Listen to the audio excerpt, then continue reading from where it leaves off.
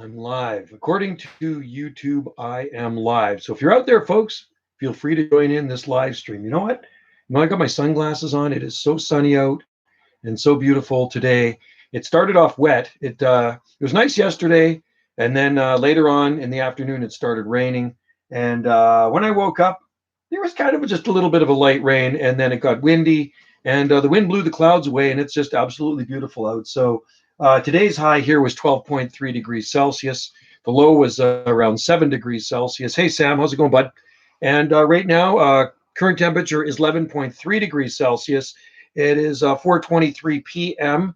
and a very nice Friday afternoon. I just got home from work just over an hour ago, and I went out and I pulled the plastic bag off the Sciagra's palm. I had a plastic bag over it and a bit of styrofoam around the bottom, just kind of like uh, for help in the wintertime. 38 Fahrenheit. Well, it could be worse. And so the Sciagra's Butia we have, or Butia cross Sciagra's, is absolutely doing awesome.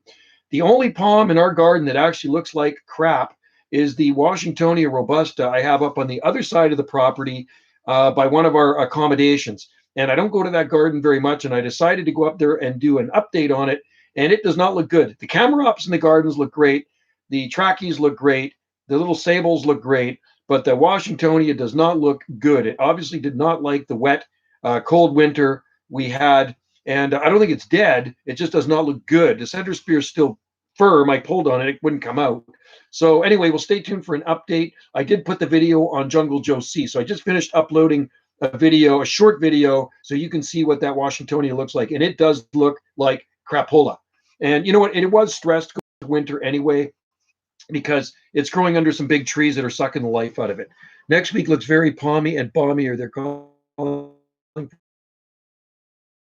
44 degrees Fahrenheit, something like that. So safe to say here in the Southern Gulf Islands that winter is done, but you never know. I'm looking at the long range forecast. Oh, there goes my connection.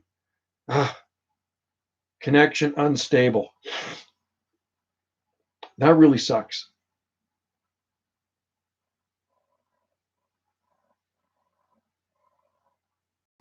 Oh, there's my connection again. Sorry, folks. The connection just died. So when I disappear, it means the connection is bad. So I'm back. So like I say, if I disappear, the internet connection has failed. And I know Wendy's down there on her iPhone or something like that. Maybe she's using up some of my energy. Hey, Sandor, did you get the package yet, buddy? Did you get that yet? The package I sent you? Please tell me you did. I mean, it took 4 weeks or so to get the package to Logan in the bluegrass state. And that's how absolutely slow and useless is the snail mail is these days, right? So anyway, hope you're having a good day in Ontario. I know it's pretty cold in Toronto this morning. I think it was -8 or something like that. Not yet. Unbelievable how slow the mail is, eh, Sandor? Anyway, it will get there. Be patient. It'll be there next week, hopefully. But I know everything takes longer because of what's going on in the world. So anyway, I said I just uploaded a video of the Washingtonia in our upper garden, and it does not look good. It does not look good at all. The Camerops around it look great. The big Yucca Glorioso, everything else in the garden looks good except that Washingtonia that's growing out there under the big old fir trees. So anyway, I may end up digging that one out. I don't think it's dead. It just looks kind of lousy. So I think I'm going to dig that out in the spring and put it in a pot. All the Washingtonias we have in pots absolutely look perfect, but I put them in the tiki hut. The tiki hut's got a Lexan roof. So Wendy and I built a timber frame tiki hut several years ago. We ripped down the old tiki hut that I had up for years, and she decided we're going to build this other one. So we built it out of timber frame, and I put a Lexan roof on it. So it kind of acts like a greenhouse. It doesn't have any heat in it. It's got a sawdust floor, and I put a tarp along the front. So it's basically a lean-to. So I stuff our potted plants in there for the winter, the bigger potted palms and stuff. And the Washingtonias in there look so good. And they're all out now. They're all out on the sun deck, and I put them out there, and Wendy arranged them all. She's got them all the way she likes to look at them, and she figures they're in the right position on the sun deck. Me, I just kind of cram everything in one corner, and it's good enough for me. But yeah, no, it was a really good day today. It started off a little wet. We had 2 millimeters of rain, and then we had a wind warning, and it blew all the clouds away. They actually had ferries canceled to Tsawwassen to Victoria, Swartz Bay, and then they also had them from Tsawwassen to Nanaimo. But I don't think the Southern Gulf Island ferries were canceled today, even though it would have been pretty choppy out there. In the islands here, it's very calm, but out there it gets pretty chunky with the wind. So anyway, like I say, a great day here on the Gulf Islands, and we're getting close to spring, folks. 15 more days away, and it will be spring. Isn't that actually less than 15 days now? I'm so looking forward to it. And later this month, not too late, I'll be back in Tofino with Wendy, and I'll do a live stream from Tofino, and we'll get some good videos. Do you have any eastern white pines? No, Sam, but we have the only native pine we have here is shore pine. But in our garden, we had a ponderosa. We had to cut down. It was getting too big. We have Austrian and mountain, and we do have a shore pine on our property. We 80 yesterday. Wow, 80. Now they said we were supposed to get 70, but it never panned out here. It never panned out. It was breezy, but it wasn't. I don't think we had any. They said to 70. There's definitely no 70K gusts here. But it was nice enough and windy enough to blow away the clouds to Vancouver. So there you go. And it actually did blow over one pot of Trachycarpus martianus. We have a pot. When I got home, Wendy says, one of the pots blew off the sun deck. So I went and looked, and it was Trachycarpus martianus. So it needed more soil in it, so I top dressed it. But I'm trying to figure out what I'm going to plant at the back of the house. So where they cut the big eucalyptus tree down to the back of the house and the huge cedar tree, there's a fatsia tree. So Wendy wants to go to the nursery tomorrow. And if I don't find anything there, I'll get something on the Big Island when we go next week. Eastern white pines are the only ones native that don't make it look like it. Oh, cool. Well, we have short pine, Sam, but they're only up in the mountains. They only grow up at high elevations here. So, and well, I'm looking at a tall one right there. Hydro cut the top off it years ago. So a friend of mine grew it from seed, collected from the mountains here, and he gave it to me as a little sapling years ago. He passed away years ago, and I planted it out there in pretty poor native rocky soil, and it's, I don't know, 20, 25 feet tall. It was probably 30 something feet tall, but Hydro cut the top off because it was getting up into the wires that run along the edge of the road there. So, but yeah, I don't mind pine trees. I like the long needle pines. I don't like mugo pines. I mean, I suppose if you're into bonsaiing and stuff, they might be good, but some pine trees are pretty cool, especially like the ones with the longer needles. And we got a Mexican pine out there somewhere too. I should check it, see what it looks like, because it was really root bound, and then I put it in the ground. So anyway, it was stressed before I put it in, and hope so. But oh, there goes my connection again. How annoying. There goes my connection. My connection's back again. So anyway, I hope you guys have an early spring where you are, Sandor, Sam, and hopefully things warm up, and then you can get right into the growing season. Like I say, the winter here was a seasonal to mild. Lowest temperature was 27.6 or minus 2.4 degrees Celsius. And the Washingtonia robusta absolutely hated the wet and the cool, especially when we got that cold snap. It obviously did not like that. How was your day? Day was awesome, Sander. Me and one of the guys I work with, we built a park sign. We were working on a park sign today, so it looks really cool. Matter of fact, I'll take a picture of it next week and I'll put it on Instagram. It's a really cool sign we built. We build all the signs for the parks, and we put benches in and stuff like that. So this one's going to go into a 55-acre forested park. And we took the old sign down several years ago, and because it kind of rotted. And that old sign was put there in 1961, I think, or 61, 60, 62.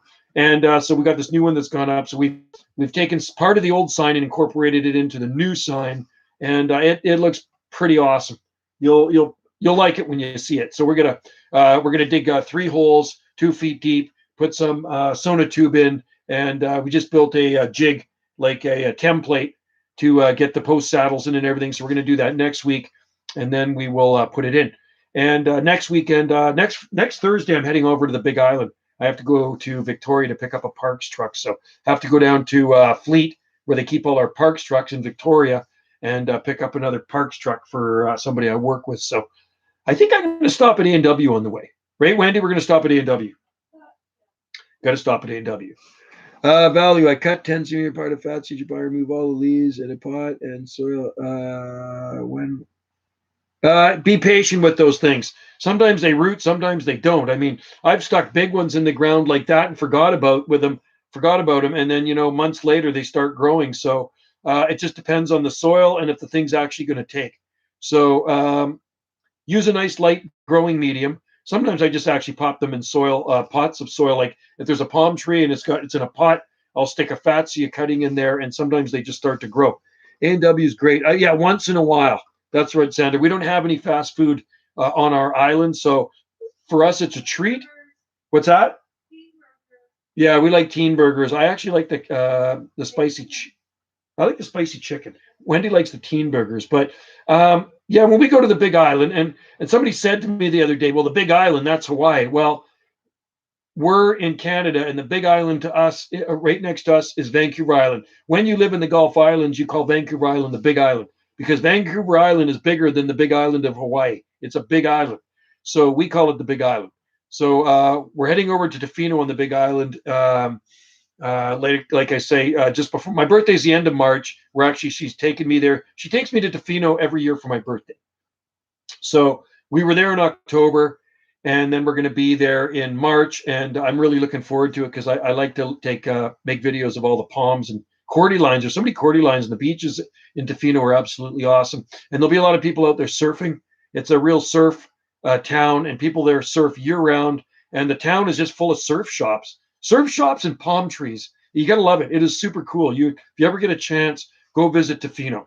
And I think you guys, I mean, if you're into plants, there's gigantic Formian tenax growing everywhere. I mean, there's trachys, and then you'll see other palms too. If you go to Brian's garden, there's a botanical garden there, but you go to my buddy's Brian's gardens, friend Brian, he's got butias, needle palms, camarops, big ones, jubaeas, brahia.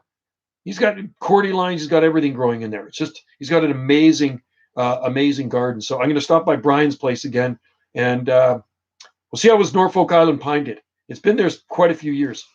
Yeah, Tofino's. You'd like it, Sandor. It's so nice. When we were there in October, we were there Thanksgiving weekend, and it was just, yeah, people were on the beach on their swimsuits. They were tanning. Hey, Jane, what is going on to my friend Jane in Kapuhulu? Aloha to Jane. Hope all is well there. I know it's probably about 80 degrees or 80 something degrees Fahrenheit there. around 55 here today, 55 degrees Fahrenheit, something like that. And the low was 44. So not that bad. I can't complain. I was working out and I was actually kind of overheating working in the sun. But I'm going to upload a video of the Butia Cross Siagris palm. It looks really good. 76. You know what? 76 is a nice temperature, Jane. I like that. And how's the humidity? The humidity never really kills me in Hawaii. I mean, I know they get some higher humid days once in a while. I've been, especially after it rains. I find when you're in Hawaii and after a rain and then the sun comes out, it gets really humid. But then it just kind of goes away. But yeah, 76 is a nice temperature. And for working in, that's okay too. But today for working in, the 55 degrees was quite pleasant. And like I say, when I got home, I top dressed a bunch of palms in the garden. I looked at the jubea. The jubea looks great, and Trachycarpus manipure looks awesome, and everything else out in the back garden looks good. Does the canna dead leaves are good, Rich? Yeah, you can use them. Value game, yeah, it's always good. 60% humidity. That's not bad, Jane. I think our humidity is a little bit higher right now than yours. Yeah, value game. You can use. I use the banana leaves for mulch around the Musabaju, and canna's the same. When the tops die off, you can cut them off and just throw them around, chop them up, put them in the garden. It's all organic matter, right? So use it in your garden. Any organic matter is good matter for your garden. And like I say, in the fall, I bring home a lot of grass clippings because, I bring them home throughout the year. But in the fall, when we're getting rid of the leaves in the park, I mow them and it sucks them up with the bagger lawnmower and it mixes them with the grass clippings. And those I bring home, and Wendy spreads them all over the garden, which is really good. So she's created a lot of good soil. And even all the mulch I put around the palm nursery. And I shot another video today. You'll have to see it because somebody asked me a while back, can you keep palm seedlings or Trachycarpus palms in complete darkness for the winter? Like if you were to mulch them and bury them with leaves or straw and they got no light. And I says, absolutely. Because around where I pot up a lot of stuff at the front of the greenhouse, there is palm seedlings coming up. They're all over the place, right? And some of them are looking like little palm trees now because I drop a lot of seed out there. And so right next to the palm in pots, there's mulch because I use leaves for mulch to mulch the pots. I pull away the mulch and there's tons of palm seedlings growing under the mulch in complete darkness all winter. And I put that mulch there beginning of November, I guess. Maybe it was even late October, November, December, January, February. So that's 4 months, we're going to say, of complete, or over 4 months of complete darkness. That's a boulevard near Foster's called. I know where Vineyard Boulevard is, and I know where Foster's is because I've been there lots, Jane. I love Foster's. I like the Bismarckia in there. I got a picture of me standing in that thing when it was small. Valley, do you have eucalyptus? Yes, we do. Yeah. Yeah, there's the biggest ones I've seen are in town, and they're probably about 25 feet tall, something like that. Yeah, about 8 meters max. Hey, Benjamin's in there. Cool. Yeah, I used to be in Palm Talk, and I used to be on all of those talks before Facebook came. Guess why it's called Vineyard? Because I'm guessing there used to be vineyards there, right, Jane? Sandor says hi. Jane, Sandor's in there. Yeah, I'm guessing it's because there used to be vineyards there. I know there's a story behind it. And I like Foster's Gardens. I think Foster's Gardens is around 5 acres in size. And I have a lot of great photos I've taken at Foster's Gardens. I haven't been in there in years, but I've been in there several times, and it was a really nice place with lots of palm. Grapes can be grown in the tropics. Yes, and roses too, apparently. Right on. And I love grapes. Oh my God, I love grapes. They have vineyards here. There's commercial vineyards on Salt Spring Island, and most of those type of grapes are good for making wine. But I like Concord and I like Interlaken. There's a few other really nice ones. There's one that I tried called Cotton Candy, and I bought it last year at the local market here, and it does kind of taste like cotton candy. They're green grapes and they're big. It's really cool. Muscadine grapes are native to Florida. Crazy. Are they small, Jane? I wonder if that's what we're growing here. Are they a smaller grape and they're green? Because we have some smaller green grapes here, and they're really sweet, actually. That's really interesting. Muscadine. Nightfafla grows fast. No, not fast. It grows moderate. You know what? A nice one to grow value game is Eucalyptus debusavilli. I just cut down. We had three big snow gums, and I cut them down. I just cut the top off another one last week. I cut a bunch of the eucalyptus down. I cut them down beside the house. I don't want any big eucalyptus trees beside the house anymore. I talked to a tree cutter yesterday, and he's supposed to be coming to look at another one. I got a 60-foot Pariniana. Wendy and I have to get cut down. So that's the last tallest eucalyptus tree we got to get cut down. And it's right close to the greenhouse. Like I say, it's about 60 feet tall. It is a spinning gum. And we're going to get that knocked down to a stump, and it will regrow. But yeah, the ones that I was seeing out my man cave before they're gone, I cut them down just the other day. And they'll sprout out again. If they don't, I don't really care. I'm kind of done with eucalyptus trees close to the house because they're just really dangerous trees dropping branches. Nightfafla are great trees. The snow gums are round and have thick skins. Okay. I wonder then maybe ours aren't. Ours don't have thick skins. Ours have pretty thin skins, and they are very yummy. They're green, and I don't know if they have seeds in them. They might. Hey, Wendy, do our grapes have seeds in them? Yeah. No. Popsicles. No seeds. So ours are seedless. Palm Nation's in there. Actually, I'm going to have a popsicle after this. After I eat my dinner, I'm going to have a creamsicle. My favorite popsicles are actually creamsicles. So it's like a popsicle with cream, kind of like an ice cream center. Those are what I like best. Those are good. But yeah, so anyway, our tall eucalyptus trees are gone, and that's the way it's going to have to stay here from now on. Okay, because I searched for last growth. Yeah, stick with snow gum. Nightfafla are good in Passiflora value. I bought a flame seedless grape to grow along the chain link. Oh, cool. Well, that'll probably do really good there. Hey, Jane, does kiwi grow there? Kiwi grows really good here. There's lots of kiwi vines. We have really big ones on our property. And they're starting to produce again because they were really cut back hard. Wendy cut them back several years back, and they just started producing again. They kind of sat dormant for a couple of years, maybe 2 years. And last year we picked, I don't know, maybe 50 kiwis off it. So hopefully this year we'll get a lot more. I don't think kiwi can grow at low elevation. Maybe higher elevations, I'm guessing, Jane. Maybe on the sides of Haleakala, you could grow kiwi. Actinidia. So we have Actinidia deliciosa.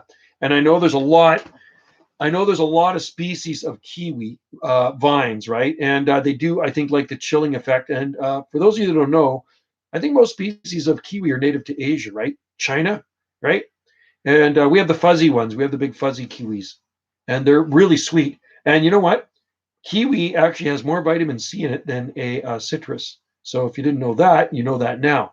And I don't know if you guys like kiwis, but I really love kiwis. Are you sure you only got that? Yeah, sure did, man. I got a weather station.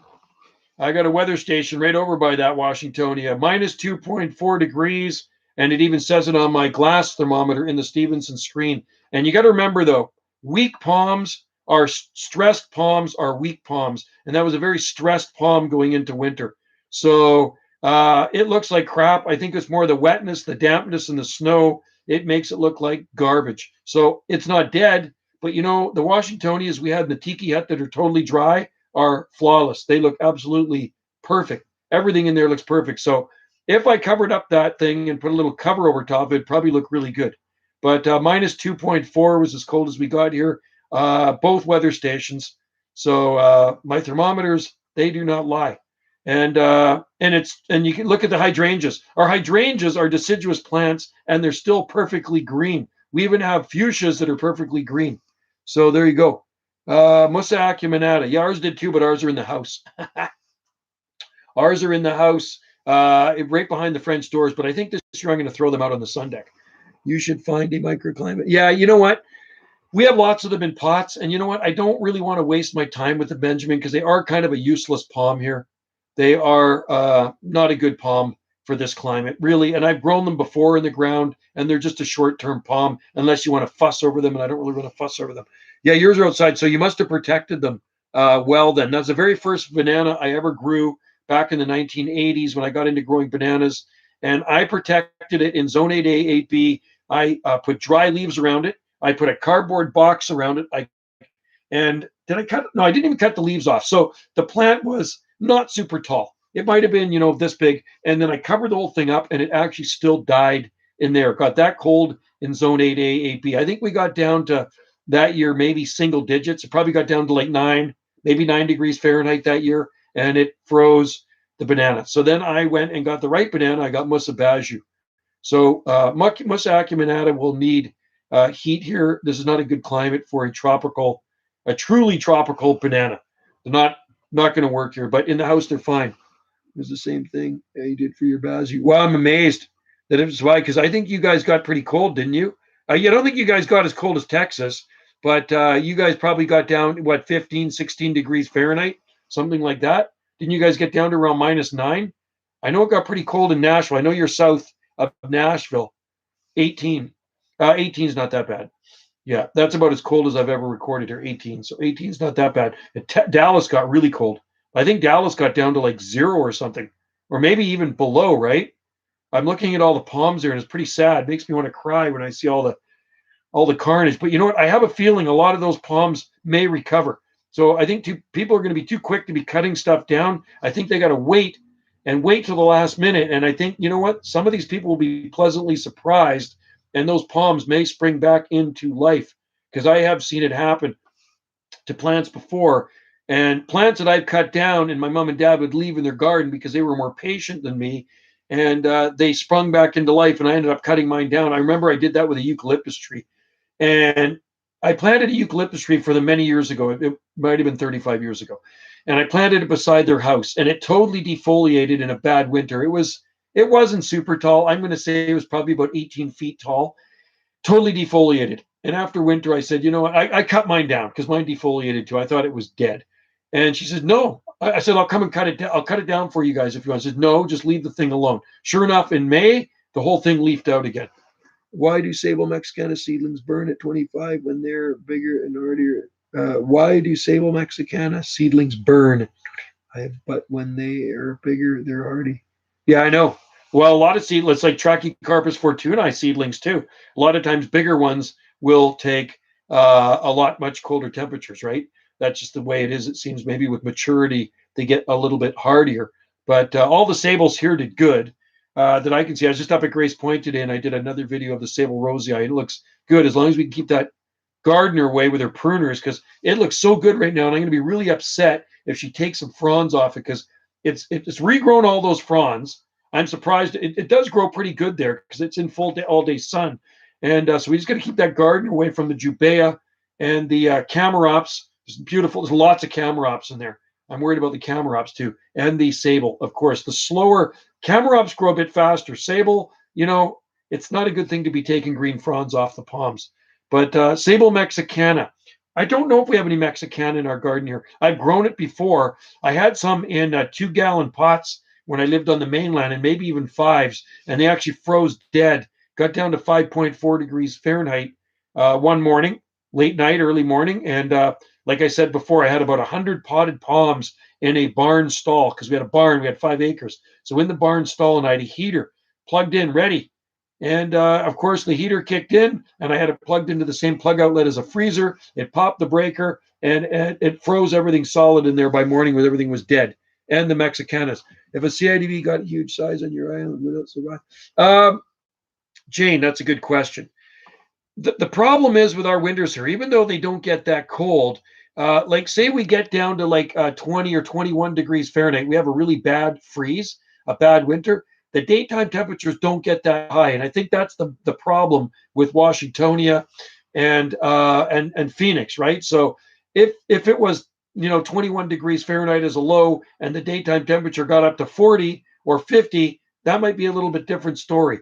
But because the daytime temperature might linger around freezing, which is 32 degrees Fahrenheit, or just above or just below, and it stays like that for a few days or several days, that's what's detrimental to the CIDP. You know what I mean? It's that prolonged cold, high minimum temperatures that don't go much above freezing, or they're just below freezing, right? I don't think the Phoenix like that. That Evan Gardner should have. Yeah, she should, Sandor. It's just like, I know. I really do have to talk to her, and I haven't. I'm kind of afraid to, because I think I'll get upset if she says something, and and I'm going to be nice about it if I talk to her. I'm just going to say, when pruning palm trees, rule of thumb, you really shouldn't take off green fronds because it is food for the palms. Like I said, they don't lose green fronds in the wild, so there's no need to take them off in your landscape. If it turns brown, or maybe it's hanging over the pathway or something and is bothering you, but no need to be doing that, pruning it down to one center spear, or a center spear and a frond. It just looks ugly, and she did that, I don't know who she is, Sandra. I've never met her, but a friend of mine met her that used to be the gardener there, and she doesn't like her. She says, "Oh, Joe, you probably won't like her." So anyway, if I say something, she'll probably say something bad to me, and then I can come unglued. I have 15 hardy hibiscus. Oh, cool. Good for you, Jason. Nice. We have hibiscus out in the garden. They're Wendy's. I think I have one small one, but they're the Rose of Sharon, and they're fully hardy. I mean, you can grow Rose of Sharon. What's that? Yeah, Wendy. As I said, Wendy's got a lot of them in the garden. She's got, God, you must have what, about 8 of them? Yeah, Wendy's probably got about 1, 2, 3, 4, 5, 6, 7, 8. I think we have about 10. I think we have 10 hibiscus in our garden here. They're Wendy's hibiscus, not mine. I grew one. She planted them. I grew one years ago when I was a lot younger at my last place, and it grew huge at the back of my house on the mainland south of Vancouver. It was a Rosa Sharon Red Heart. Oh yeah, Spanish moss is awesome. That's what I want to get. Uh, my friend just south of me in Seattle grows Spanish moss, and it does really well there. So I got to get some Spanish moss. We have a plant that grows here, and it looks like kind of like Spanish moss, and it's called witch's hair, and it hangs from the trees, and it's quite long, right? The maple trees and stuff. Yeah, we have hibiscus here. Oh yeah, and they're red heart. Yeah, they're totally hardy. No, I don't. No, I don't, Jason. I've grown lots of them. I have a lot of them in the greenhouse in pots, but I don't really waste my time with Washingtonia just because it's not a hardy palm here. I try to stick with palms that are, at least have half a chance in our climate, and that's why I have the Butia Cross Siagris. So a few winters it's been through now. It looks really good, and then I have a Jubea Cross Butia, which looks really good, and Jubea does well. Sables do good. A lot of the sables. Camarops are fine. Looks like Camadorias are fine too, but Washingtonia is not a good one unless you're going to protect it. Yeah, Spanish moss is a bromelia. It requires a lot of moisture. Yeah, and it does well in Seattle, and doesn't mind the winters here. That's for sure. Dave Alres grows it, hanging off his palms there in Seattle. There, it's pretty cool. We do have bromeliads in the garden. We have Chilean bromeliads. They're getting quite big. I planted them years ago when they were small, and they flowered last year. Fascicularia bicolor. How big would Washingtonia get in Alberta? Well, it wouldn't grow in Alberta. You'd have to grow it in a pot. They're not a hardy palm tree at all, really. In Texas, I would say in Dallas, I would be very surprised if any Washingtonia robusta survived that freeze. I think the Washingtonia flifera and filibusta probably did, but I'm gonna say I would I would think that Washingtonia robusta probably bit the big one. They're not that hardy. No. Well, no palms are going to grow outside in Alberta. I will tell you that, unless you protect them, Jason. You're going to have to build something around them and put heat with them. It's just far too cold in Alberta to grow palm trees. So if you want to grow a robusta, my advice to you: put it in a pot. Our nicest ones are in planters, okay? And I bring them into the tiki hut and I put them out. They're outside now. They look great. I saw your SS Nova. Oh, cool. Oh, you had one back in '93. Oh, cool. Nice. I got that in 1980 Sandor when I was 16 years old. My dad was a car painter body man, and it needed a lot of work.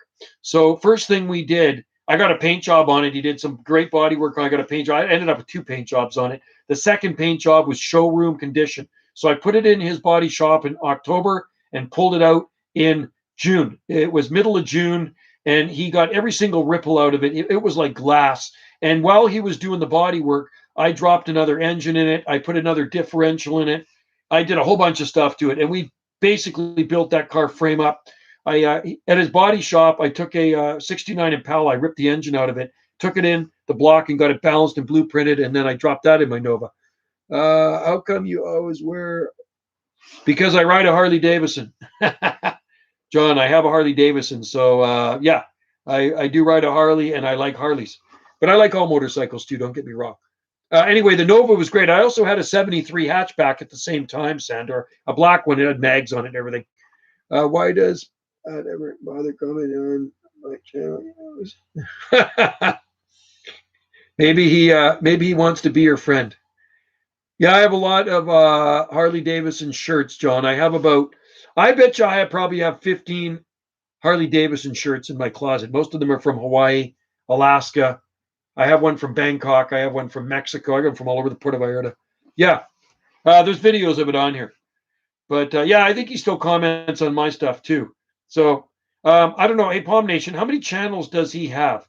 I said, I think he might have about 30, somebody told me. 30 YouTube channels. Is that possible to have 30 YouTube channels? I mean, I have enough time controlling 2 YouTube channels. My 2 channels are actually connected. Jungle Joe C and Banana JSSI. It's all kind of all connected. And when I go to this channel, it says Jungle Joe C / Banana JSSI, and vice versa. Yeah, kind of like that San Diego guy the other day. There's a lot of trolls out there. Well, I don't know if Pat is a troll, but it's a person that has a lot of YouTube channels, and they do well. I guess they are. They do troll other people's channels. Yes. Okay, a troll. Yes. I had a 411. Oh, did you have a 411? Nice. Yeah, I didn't have a 411. I had a 373 because I like to take it on the highway.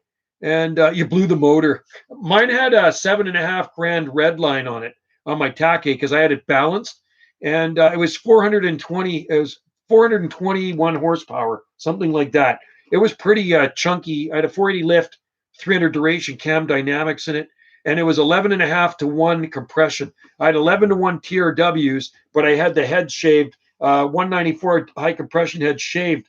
30 thousandths of an inch, and I had it bored over 30, so it was a 355 cubic inch. Pat's subscriber count is his. Yeah, exactly. Yeah, I think so. I think you're right, Palm Nation. Yeah. So, yeah, Sandor, at 411s, you're going to get a really good launch with a 411. My brother-in-law, which is ex-brother-in-law now, he's got a 62 Shaky, so Chevy 2 Nova. I got a video of it here. You'd like to see it. It might be on this channel. I think it's on this channel. He's got a 62 Chevy 2, totally built, subframes in it, 456 posi in it, and pizza cutters on the front end, kind of like small semi-tubbed in the back with weld wheels. And he's got a stage 2 manual valve body, a turbo 350 with a Quicksilver shifter in it. It is fast. It is so fast, that thing. Like, first gear, you're all over the place. Second gear, you're all over the place. And third gear, you're scratch, right? It's crazy. So we used to ride around that a lot when we were teenagers, and he's had it a long time. I sold my car before I moved to Salt Spring. I sold it to the neighbor kid, and his dad bought it for him for 16th birthday. And about 6 or 7 months later, he wrapped it around a telephone pole. So that was the end of my Nova. It was really sad. And I found that out from another neighbor when I was waiting at the ferry terminal on the other side coming back to Salt Spring. I think I shed a tear. Palmy Pal's in there. Wow, your green cordyline's made it. Awesome. Good for you. Those are hardy down to around 18, but it just depends how long that freeze lasts. Joe is running party here. No, not running. I exercise. I don't like running, because I walk a lot. I do a lot of walking. Just weightlifting. I just weightlift, and I don't even lift a lot anymore. I just do it because it's a how do I say, it's habit. It's routine. I've been doing it so long, so it's routine. You got a Cassierum. Awesome. Palmy Pal. Nice. Ours seems to be doing okay. So far, so good. But yeah, John, I've been doing it since I was 17 years old. So a long time. And I'm going to be 57 at the end of this month. So that's 40 years. In September will be 40 years. And I just keep doing it. That's what I do. It's like, when you have a habit, it's a good habit. Yeah, Palm Tree, I'm ready for warm. A few more days. Oh, cool. That's awesome, Palm Tree, dude. Good to see you in there. I'm guessing our frosts are done now. I'll tell you when. I don't think we're going to have any more frost now. I think we're done for the winter, but you never know. But usually our last frost can be February or early March. And I'm going to tell you right now when our last frost was. Let's see. When was our last frost? February 14th. Hang on, let me look here. So the last frost I see, February 14th was our last frost. So that's not too bad. Well, I shouldn't say last yet because winter's not over yet. But the last time we had a light frost here was minus 0.1 degrees Celsius. And it was, that's when you count a frost. So for you guys that don't know when to record a frost, it's when the temperature hits 0 degrees Celsius or 32 degrees Fahrenheit. Our last frost was that. Yeah, that's when ours was too. Ours was that was our last frost. So our last frost is this Sunday. Cool. You got to like that. Camel who likes Coke is in there. Palmy Pal, how long you been on YouTube? How long will you be on?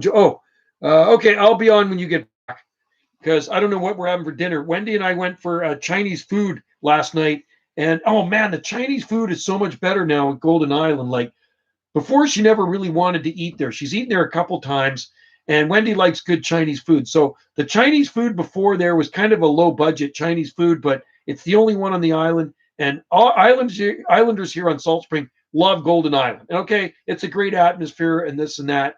And the service was always good, but the food wasn't that great.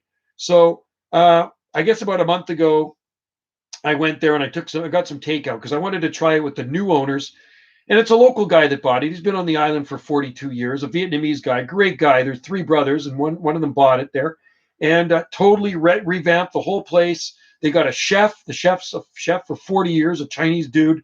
He cooks amazing food, and she was impressed. She really liked it because I brought the food home before. She liked it. And she said, well, let's go for Chinese food. So that was the third time we've eaten at the new place. And I used to go to the old one a lot with the kids and stuff when they were younger, but I like Chinese food, so I'm definitely going to go again. So what's that? It's way better, man. It's just a way better place. So if you're ever on Salt Spring Island, try the Golden Island. I'm going to give them a plug because it was good. And you know what? I had leftovers today, and it wasn't all soggy and greasy.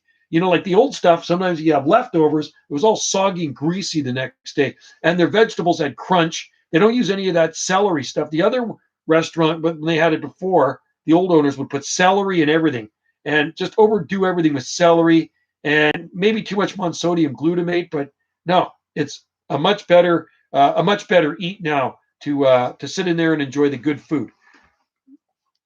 Okay, so what do we got here? I'm reading muscadine grapes grows in hot, humid climate. So Jane, it probably would not do here.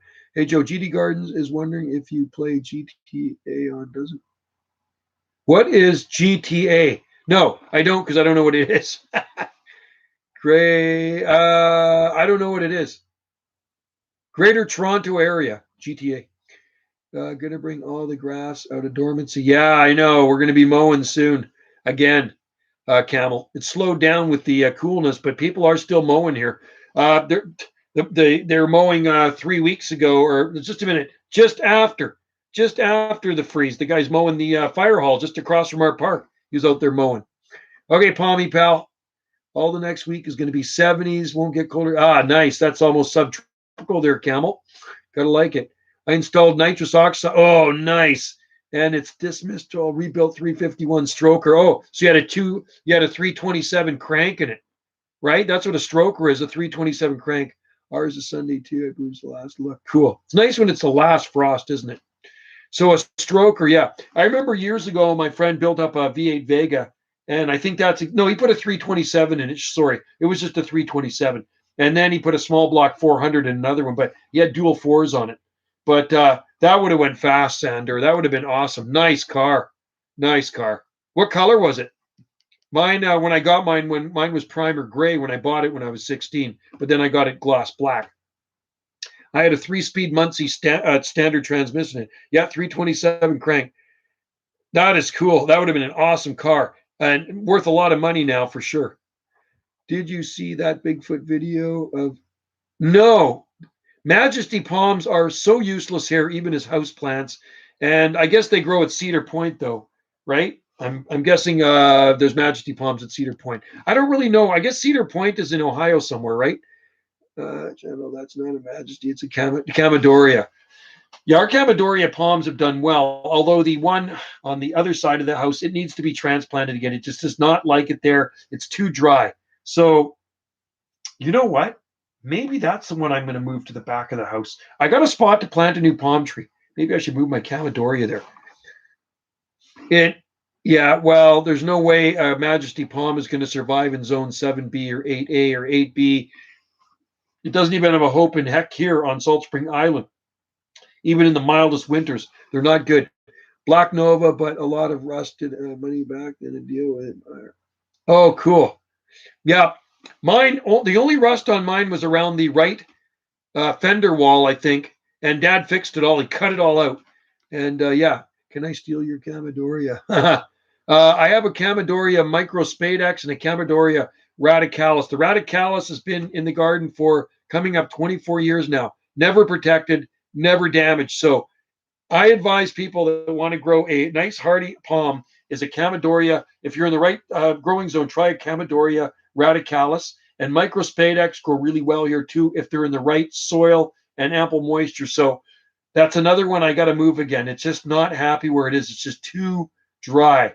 And my friend Jeff in Victoria has an amazing Camadoria Micro Spadex. It's probably as tall as me, and it looks like a clump of bamboo. It's full of fronds.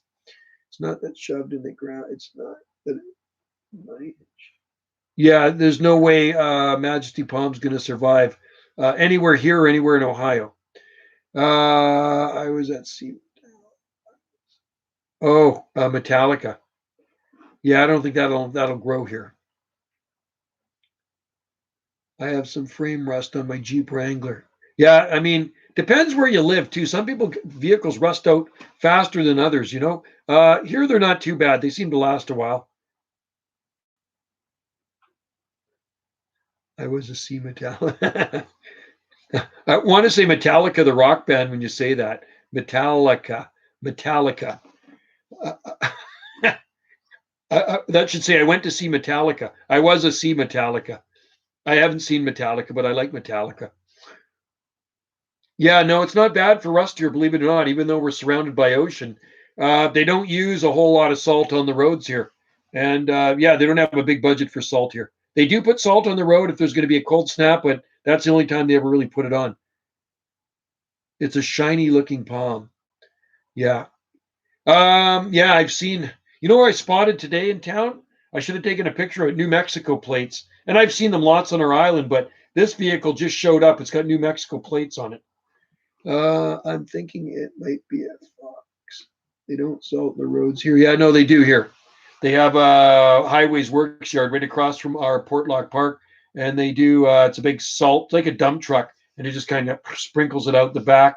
If there's going to be a freeze, then they salt the roads because our roads are so windy and dangerous. Oh man, you want to see cars in the ditch? Skiff of snow, cars in the ditch everywhere. It's crazy, man. It's on the channel called Cedar Point Palms. So what is the climate of Cedar Point? I just want to know. Does anybody know much about Cedar Point? Like, what is the actual growing zone of Cedar Point? And is it kind of like an island, right? It's kind of like an island out in the lake, right? So I guess it must be regulated by the lake. So I'm not too sure. I don't know much. I've sent a lot of seedlings and seeds to Ohio, but I don't know much about Cedar Point. Is it really Zone 5, Palm Nation? Wow. So it's like it would be like Montreal. Our roads dip into swamps and flood every. Yeah, ours are windy roads, and we're up high and dry here though. It's Zone 5A. Is it Zone 5A? 6A, 6B. Okay. Zone negative. Is it 6B? So it's the same growing zone as Toronto. Because I did see a video of some bamboo there. There was some bamboo, but I didn't see any palms or anything there. Not yet, anyway. But I'm sure maybe people there grow them, but they protect them, right? That's where, I mean, there's people in cold climates all over that grow palm trees. It's not surprising to me when I see somebody in Ohio growing a trachea now, or Montreal, or here and there, and places where you don't suspect to see palms. It's because you can box them in and put some heat with them. The only thing that would have a shot is needle palm, yeah. And yeah, it would get damaged and cold. Guys, I know there were some needle palms, Camel, growing in Cincinnati. And cloudy and depressing, and I'm trying to. Is that the way it is, eh? 6B. I don't know. I don't know much about it. There's bamboo in my uncle's garden in the mountains. Yeah, there's some hardy bamboo. There are some really hardy bamboo. There's some really nice ones that grow. I think there's some that grow in Ontario, Southern Ontario. You can grow bamboo. Nova Scotia, there's bamboo, and there's a lot of cool areas that will grow bamboo. And like Phyllostachys aureosilicata is a yellow groove bamboo, and they claim that's the second hardiest of the tall growing bamboo. So yellow groove bamboo is a good one to try if you want to put some bamboo in. It grows really easy here. The east side of the Great Lakes gets hammered with snow and cloudy weather. It would be the lake effect snow, I guess.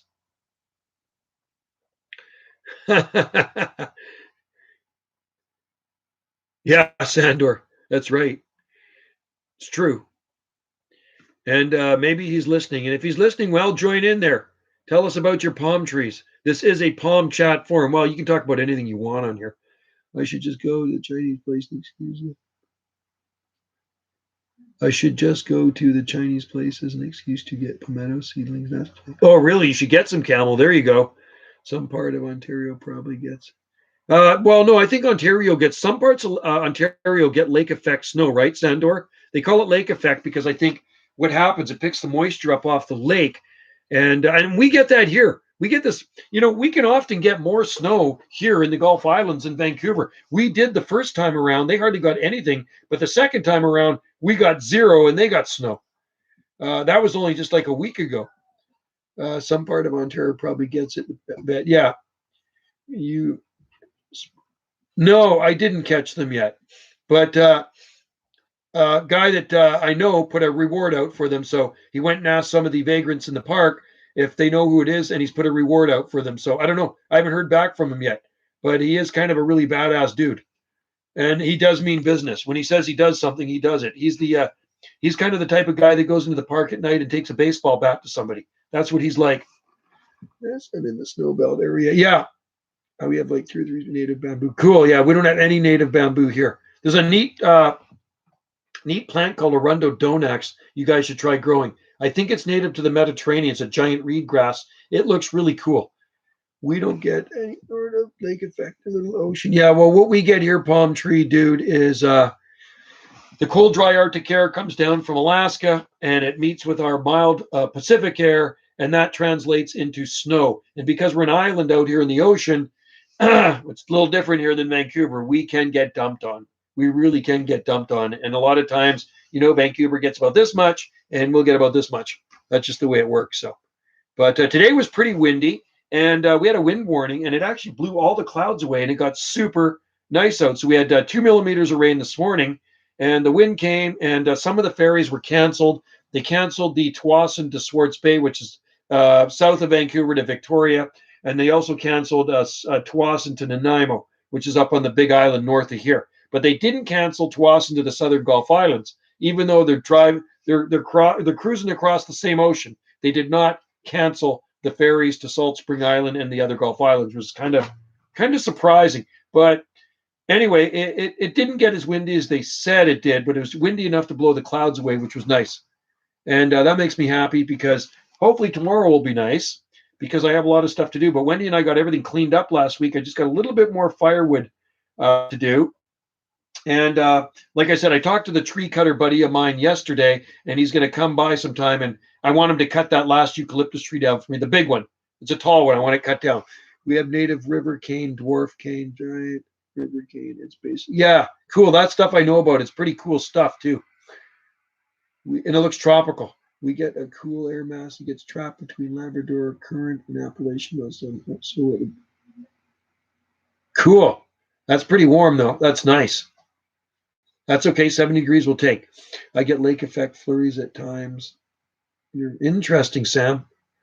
Gulf effect tornadoes. Yeah, I think isn't it tornado season there right now? Palm Nation. Toronto is about 80 kilometers east of me. Very little snow. Interesting, eh? That's like Salt Spring Island. I'm in the park the other day, and I'm talking to a lady, and it says, "Look at all the daffodils blooming, this and that." She says, "I'm surprised it was such a bad winter." This is what she says to me, and I said, "Amarita," and I've known Amarita for nearly 30 years. I says, "Amarita," I says, "Look where you live," and I pointed up to that 1,000-foot mountaintop. I says, "You live up there." I says, "Amarita, do you still have snow up there?" This was just the other day. And she says, "Oh, yes, we still have snow, Joe." It's like, it's cold up there, man. They're like 2 or 3 weeks behind everybody. Of course, it was a cold winter up there. Yeah, so you got to be careful. You don't want any F5s, maybe a little F1 or F2, but none of those F5s, the stuff that rips the tarmac off the frickin' roads. Let's just see, Appalachian protect us from cold air. Will give us. Oh, interesting. Okay. Well, Camel, we have the Coast Range. We have mountains all around us, and then we have the Rockies east of those. Camel, watch the difference between where you are and where we are, Virginia. Trap 70 sign. Interesting, eh? Yeah, there's just so many microclimates around, isn't there, guys? Really, I mean, even within your own garden, there are microclimates, right? So, what you want to do is put some sensors somewhere. Get a unit like the weather station that I have. You don't have to get an expensive one. Get an Oregon Scientific. They're reasonable, and you get one with 3 remote sensors and put them at various locations in your property, and you will actually see a difference on your own property. It's pretty amazing. We shouldn't have any tornadoes. Yeah, we don't get tornadoes here, thank goodness. All the trees are about 4 miles north of me. Wow. E4, F4 tornado. Ooh, that's scary. I think a tornado would be really scary, man. It's like a big vacuum cleaner, isn't it? It's not like a big blender. And the weird thing about a tornado is it follows this path, right? So it could totally rip apart your neighbor's house, and you could be across the street gardening away, planting your palm trees, and it could be like a path of destruction, just like a couple 100 feet away. Isn't that the way a tornado works? 25 people died last year in March during an F4. Yeah, that's crazy, Palm Nation. Well, in December 2018, a lot of people on Salt Spring claimed it was actually a twister that came through parts of Salt Spring Island because it's weird the way it destroyed things. It actually followed a path, and I've never seen wind like that here. So there was these swaths of trees. Like one road had about 50 trees knocked down, and then it would miss a bunch of other things and go down another area, and another swath of trees were knocked down. So maybe we did have a twister here. It was really weird how that worked, and I've never seen so much damage from wind in my life. It was crazy. Our power was out for 4 days. Some people's power was out for 2 weeks here. Thank God it wasn't cold. To give you perspective, F1 killed here and destroyed some. Wow, and that was an F1 palm tree, dude. Wow. Daniel Maggio, 25, 30-foot Mexican van farm produced seed boat. Will 25 to 30-foot Mexican fan? Sure they should. How tall is that? Well, 25. Well, that you just said, Daniel, 25 to 30 feet. About how tall is that? It's 25 to 30 feet. My backyard on average is 3 to 4 warmer than my. Interesting, eh?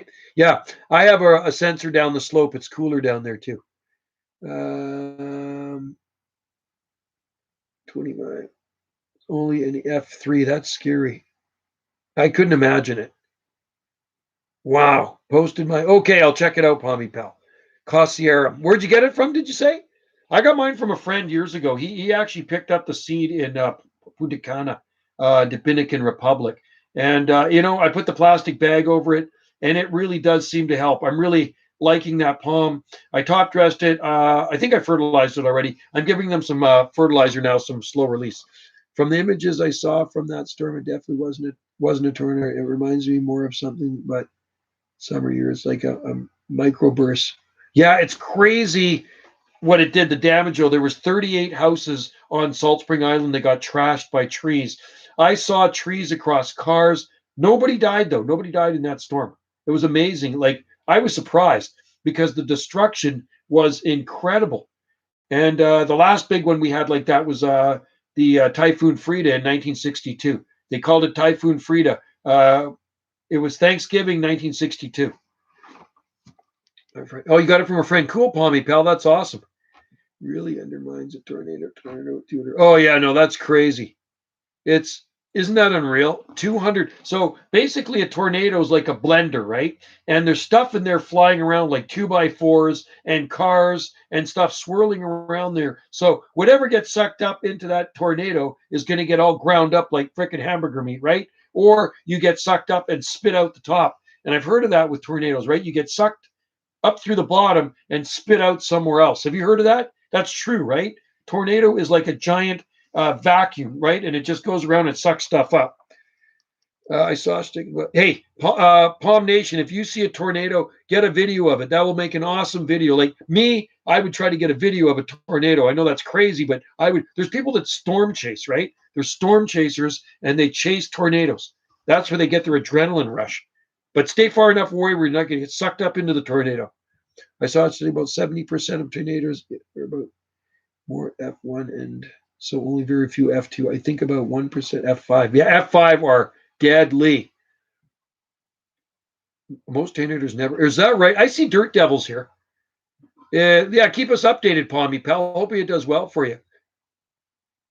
Google deleted your comment. What? No way. What did you put? Isn't it funny how they censor us on here? Like, it's amazing. October 2019, tropical storm, hurricane winds bomb my area with 90. That's strong. 97. Okay, so the winds that hit our island were clocked at 145 kilometers an hour. So you can figure that out. We had 145 kilometer hour gusts.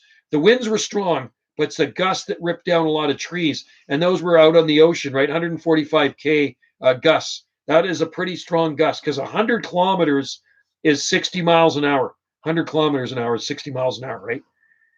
I love Pecos Hank. Pecos Hank. What is Pecos Hank? What is Pecos Hank? I said the debris is the most likely. Yeah, that's what I thought, Palm Tree Dude. It's stuff floating around, right? Like cars and stuff floating around there. I'm sure Zach, Palm Nation, has seen tornadoes. He lives in the volunteer state. Tornadoes that go through there, so it's probably nothing for him to see a tornado. 7 miles. Wow, that's pretty strong, man. That is pretty scary. That would rip down my tiki hut. Our tiki hut would be gone. It'd probably rip out our palm trees too. The Ohio Draco last year reached areas 50-mile gusts. 50 is not too bad per sec. 500 miles from Iowa. Okay. You've been inside a tornado before? Now that would be a good video. Being inside a tornado. I heard they sound like a big vacuum, right? He's a storm chaser. Yeah, to be inside a tornado, you certainly would have to be a storm chaser. Is a famous storm chaser. Oh, Pecos Hank. Okay. Did you ever see the movie Twister, you guys? Being inside a tornado. Could you imagine that? Being inside a tornado, and I'm in there with my little Canon camera, and I'm shooting up that big old vortex, spinning around. Wouldn't that be cool? And then getting sucked up through the tornado and spit out as I'm shooting a video. That would be a viral video right there. Is in Ontario. Oh, really? It closed schools down in SC. Wow. I think our schools were closed 2 because of that storm. I was at my shop working that day on Kanaka Road, and a girl pulls in with her truck behind Gulf Island Secondary School. And she gets out of her truck, and just as she walks away, a gigantic tree comes and from the wind, and it falls across her truck, the hood of her truck, and crushes her truck, totally writes off her truck. I was there. I saw it. I wish I would have filmed it, but I didn't. But I filmed a lot of other things. But it just totally, she was so lucky that it did not, that she wasn't in the truck, but it just crushed the front of her truck. It was crazy. So crazy. So, hey, Wendy, what are we having for dinner? I'm asking Wendy what we're having for dinner. Yes, you heard that. What about the very southern end of the area where I was born in Pittsburgh, Pennsylvania? They get them. Wow. Is that right, eh? So maybe we don't have, maybe that wasn't a tornado that came through here. It might have been just some killer winds. And they have them in Chicago. They have them in Alberta.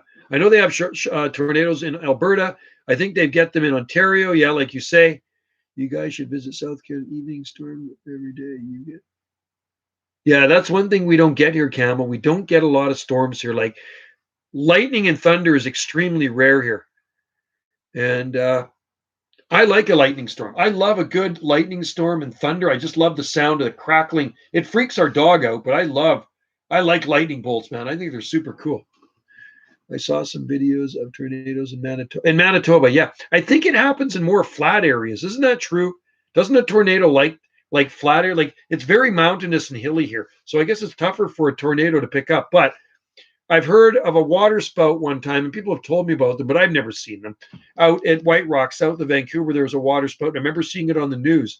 And I don't know what a water spout can do. Can a water spout sink a boat? I guess if it's big enough, it could sink a small boat, right, or flip it over. Sam, big one here in 2012. We got 80 to 90 winds out of a Derecho. A Derecho. That's a cool name, Derecho. Cool. A Derecho. Sounds like something you eat, like a Dorito chip. I want a Derecho with some dip. A Derecho. Southern Ontario gets hit with tornadoes every spring. Is that right? Do you get them where you are, Sandor? Do you actually get them in your town? Huh. I'm going to tell you something, guys. The weather here is actually really boring on Salt Spring Island. That's why it's a big weather event to me when we get some wind, snow. We can get snow in the wintertime. Some winters we don't. But lightning is a really big event here when we get a thunderstorm. Tornadoes are more of a subtropical when they need heat and humidity. Yeah. So we will not get that up here. Not going to happen. I think we had the same Greco in 2012 hit us. Power over catching. Wow. Tree frogs. I caught a palm tree, dude. I caught a big fat tree frog the other day. I was looking at my little tree ferns, and sure enough, a big frog hopped. So a big green, well, it was a big green. It's a little frog, but it was a big fat mama green tree frog. Almost everyone is blue again. Yes, there's lots of blues. Do you want to be blue? Here, you can be blue too, Palmy Pal. There you go, Palmy Pal. You're blue too. Who deleted your message?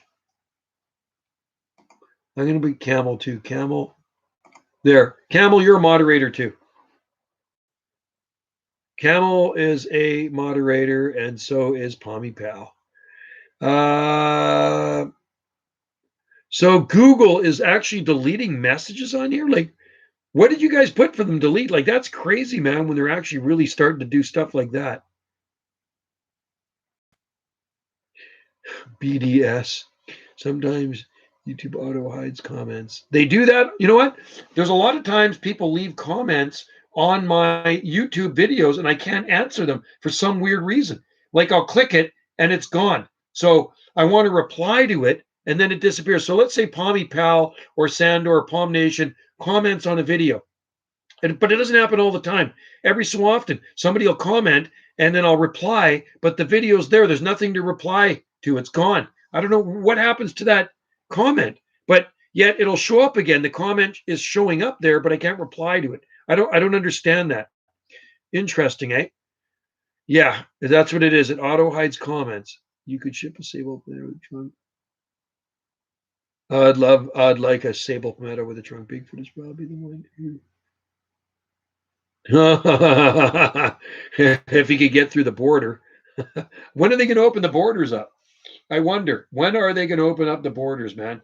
I mean, this stuff has gone on long enough. Come on. I thought 2021 would be a lot better than 2020, and it really seems like it's taken the same route as 2020. It's kind of messed up our Hawaii trip. Hey, Wendy, I heard you can get a refund from Air Canada. They're refunding tickets now. Yeah, they said that on the news yesterday. No, they're doing it now. I think they have to. So you should actually call again. Yeah. So may as well get a refund on our airplane tickets. I keep getting these comments that people look like bots. They just comment all the time. Yeah, I get a lot of bots on there too. Yeah, I feel bad for those little isolated towns in the edge of US and can't do. Yeah, I know. Well, we got one here called Point Roberts. Look up Point Roberts. The only way you can get to the United States from Point Roberts is go through Canada because it's attached to Canada. Point Roberts is just south of Vancouver. It's right beside Tsawwassen, and it's bizarre. It's this little chunk of land, and the only way they can get back into Washington State is actually drive through Canada. It's bizarre. Palmy Pal block the link they send. Yeah, it's weird. I don't know what goes. I'm not a computer expert, so I really don't know how all this stuff works. But when I see a comment on there and I can't reply to it because I like to reply to comments, it frustrates me, and I can't figure it out. Remove comment as soon as I see it. It was done by Chinese, the Chinese military. Yeah, it didn't look like Chinese writing. You know what it was? It said "Be okay." And then it was on some of the garbage cans too. So I had to take it off the garbage cans. I took it off the doors. We got some more orange paint for the doors. I had to go up in the attic of the washrooms there, and there was a little bit of orange paint left, but we got the color match. We got another gallon of orange paint. So when weather's a bit drier, I'm going to paint the doors there. Yeah. Anyway, I guess the graffiti artist keeps us park workers in business, right? That little sliver of U.S. land is like because of the map. Yeah. Well, you know what's weird, Palm Tree Dude, is because we're technically in the US. Our islands here are technically in the US because we are below the 49th parallel, just like Point Roberts. Point Roberts sticks out into the ocean, and all of our islands here, the Southern Gulf Islands, are down. We're right across from Washington State here. If I went across the water, I would be in Washington State. At this end of the island, would be in Birch Bay, and at the very south end of Salt Spring Island, we'd be in Bellingham. You know, that's just about 17 miles south of here.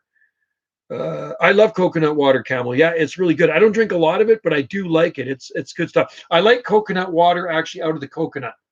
The best way to have coconut water, Camel, is when we're on Maui. Wendy and I go to this coconut stand down the road from where we stay, and you buy a coconut. They're like I guess $6, big ones. And I said we want it for drinking, and then afterwards we like to eat the meat in it. And he picks out a really good one. It's full, cuts the top off, put a couple of straws in it, drink it. Then when I take it back to the condo, I crack it open. But we put some in the fridge and we take it to the beach the next day. It's good for you though, very good for you. There's some good brands. Yeah, it is good for you. It's a electrolyte. That's what coconut water is, an electrolyte. Time to sprout one. Yeah, yeah. I'm done with Palmy Pal. I'm done with coconuts. I hate to say, I've done at least 4 of them, and I failed with all of them. Yeah. Are you playing ukulele? Well, it sounds like she's playing ukulele down there. We have the town called Corona, Tennessee. Oh, really? Interesting, eh? That's an interesting name for a town, just like the beer. Yeah, you know what? The thing with coconut palms, and I'll say this time and time again, they're a very tricky palm to grow outside of the tropics, right? You know, I know they grow them in Southern California. It's not tropical, but as a house plant, they're very tricky because the warm, dry air, I find they're very prone to spider mites. And our air in our house is so dry and so warm right now. That's why I'm dressed like this, because we have a wood stove going. I come in here from outside. I always warm outside, and it's even warmer in here. So it's coconut palms hate that. They are the hardest palm. They are the hardest palm to grow. They like an annual temperature of about 70 degrees Fahrenheit or so. They like at least 8 hours or more of sunshine every single day, and they like high humidity. That's what a coconut palm likes, right? Did you hear 1,000 Miami palms are getting removed? Why is that? Why are they removing them? That's terrible. Wow. Why would they do that? Why are they removing palms? Is there some palm haters in Miami? Oh, Majesty's Palmy Pal are absolutely, Ravinia rivularis are absolutely useless as houseplants too. And yet Home Depot always sells them. You can buy them. They're a dime a dozen. They're cheap. He's on Salt Spring Island. No way. That's crazy. I have to look that one up then. Mount Palm Nation, I have to actually Google that town. Cool. Sounds kind of funky. They have to go through the Razorback state to get back into the volunteer state. Isn't that what you said? Residents have to drive south through Razorback for an hour and cross the river over. Wow. That is crazy. That's kind of cool, though. There's a disease that's infecting. Oh, you know what it is? It might be lethal yellowing, Palmy Pal. Replace change. Said it was because of the climate change replacing the shade instead of being like us. Oh, interesting. Okay, so they're going to plant more trees. Huh. Interesting. It's funny when people talk climate change, like I really don't care if somebody talks climate change, but when somebody posts something about climate change on people who love palm trees and exotic plants, my group, there's other people in there that get so bent out of shape about like, who cares? I really don't care. If somebody posts it, I like weather. I think weather is awesome. So if somebody wants to post something about climate change, big deal. There's nothing to get offended over. It's just climate change, whether you believe in it or not. It's just like whether you believe in what's going on in the world right now or not. You know what I mean? Everybody's entitled to their opinion. But I know there's some people, oh, why isn't the moderator? I had one guy, man, why aren't you taking down this post on climate change and this and that? It's like, whatever. I like the people that want to save the planet too. Watch George Carlin's skit, Save the Planet. I laugh every time. George Carlin's one of my favorite comedians and always has been. Been listening to him since the 70s. That's when I bought his first albums. I still have his albums here. You got to listen to George Carlin. Go to YouTube, George Carlin Saving the Planet. Everything that guy says to me is true, but he makes it funny. That's what I love George Carlin. The stuff he says, most of it's true, and it makes it into a joke, which is great. Yeah, and messing with one city, exactly. It's like, you listen to it. If you haven't heard George Carlin's Save the Planet, listen to it. After you're done this live stream, go to YouTube, George Carlin, Saving the Planet. It is hilarious, man. Everything he said in there is just so hilarious. And to me, it's true. I think we should save animals. Yeah. Well, I think the earth goes through changes over years, right? Over time, it definitely goes through changes. Yeah, and there's a lot of third world countries, Palm Nation, that do create a lot of pollution. I mean, if you look at the beaches, probably in India and maybe in Mexico, I heard there's a lot of garbage just floating around out there. Like they just throw their garbage and sewer into the beach. And I heard just across the line from Southern California and Mexico, there's a lot of sewer going into the beach. I don't know if that's true or not, but I've heard that. But Elizabeth, the director for Miami, plan for any mass chopping down. Yeah, they need them on their postcards, Palms. I agree with you. My Saracena should wake up soon. Cool. Ours are fine. Our Saracenas are totally fine and no damage. They're sitting outside all winter. They're sitting in the, China, the air is really bad, Palm Nation, too. My cousin went there one time and he said he had to wear a mask. And that was quite a few years ago. He says, because they burn coal. And he says it was so polluted, it was hurting his nose and his lungs and his eyes. That's how bad it is. They plan on moving 1,000 trees, Palms? Okay. US, Canada, and Europe change. Yeah, I don't know if it's been any different for me here. I mean, I've been recording weather for years, and I don't know if I really see a difference. I know there were some cold periods I remember in the 70s, and even in the early 80s, and but I don't know. I don't know if it's really gotten milder here. I'm not too really sure. I'd have to really look at all my records and figure things out. Yeah, I would love to go see the sable miner in North Carolina. Also in Dallas, Texas. I've grown a lot of sable miner from North Carolina. A lot of palms sent to me. A lot of palm seeds sent to me from North Carolina. Check out the Forey Ocean. They're actually cleaning up the plastic. Oh, are they? Cool. That's cool. Because I heard there's that plastic ocean out there, and or the plastic island out there, and it's a current that brings it around to this one spot up in the Pacific, right? And isn't it like, how big was that plastic thing? Is it like as big as Rhode Island? It's not as big as Texas. I think it's as big as Rhode Island, right? That's how big that plastic thing is. I'll have to watch it. 40 Ocean is great. Yeah, well, 40 Ocean. Is that what it's called? 40 Ocean. Wow. That's cool that they're cleaning up that mess. You could see sable miner. That'd be cool. I love Venus flytraps, Palmy Pal. They're awesome. Love them. And I know they grow in North Carolina. Brazil, China, Russia are probably the worst. Or is that right, eh? Wow. I'm more worried about the direct physical pollution. Yeah, plastic. Yeah, that's one thing I didn't really like. Styrofoam, I think, is a bad thing.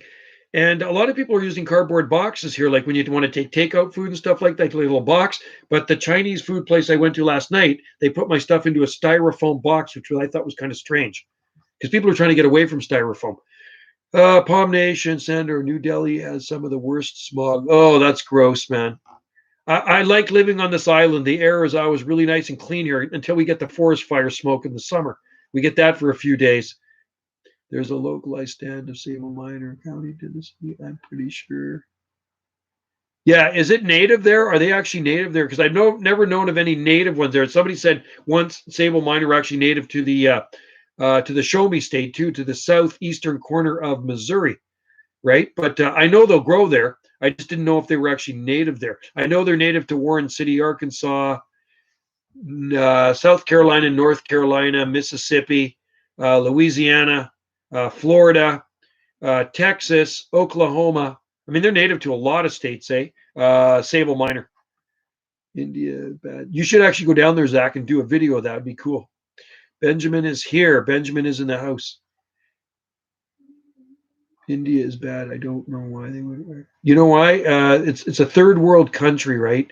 India, and they're just probably not into cleaning up stuff, I guess, like Canada and the U.S. Most countries are participating. Nothing exactly, palm tree dude. They're in the same range as the raining. Cool. That's interesting. So that would be whereabouts is that? Is that in the south? They're native, yeah.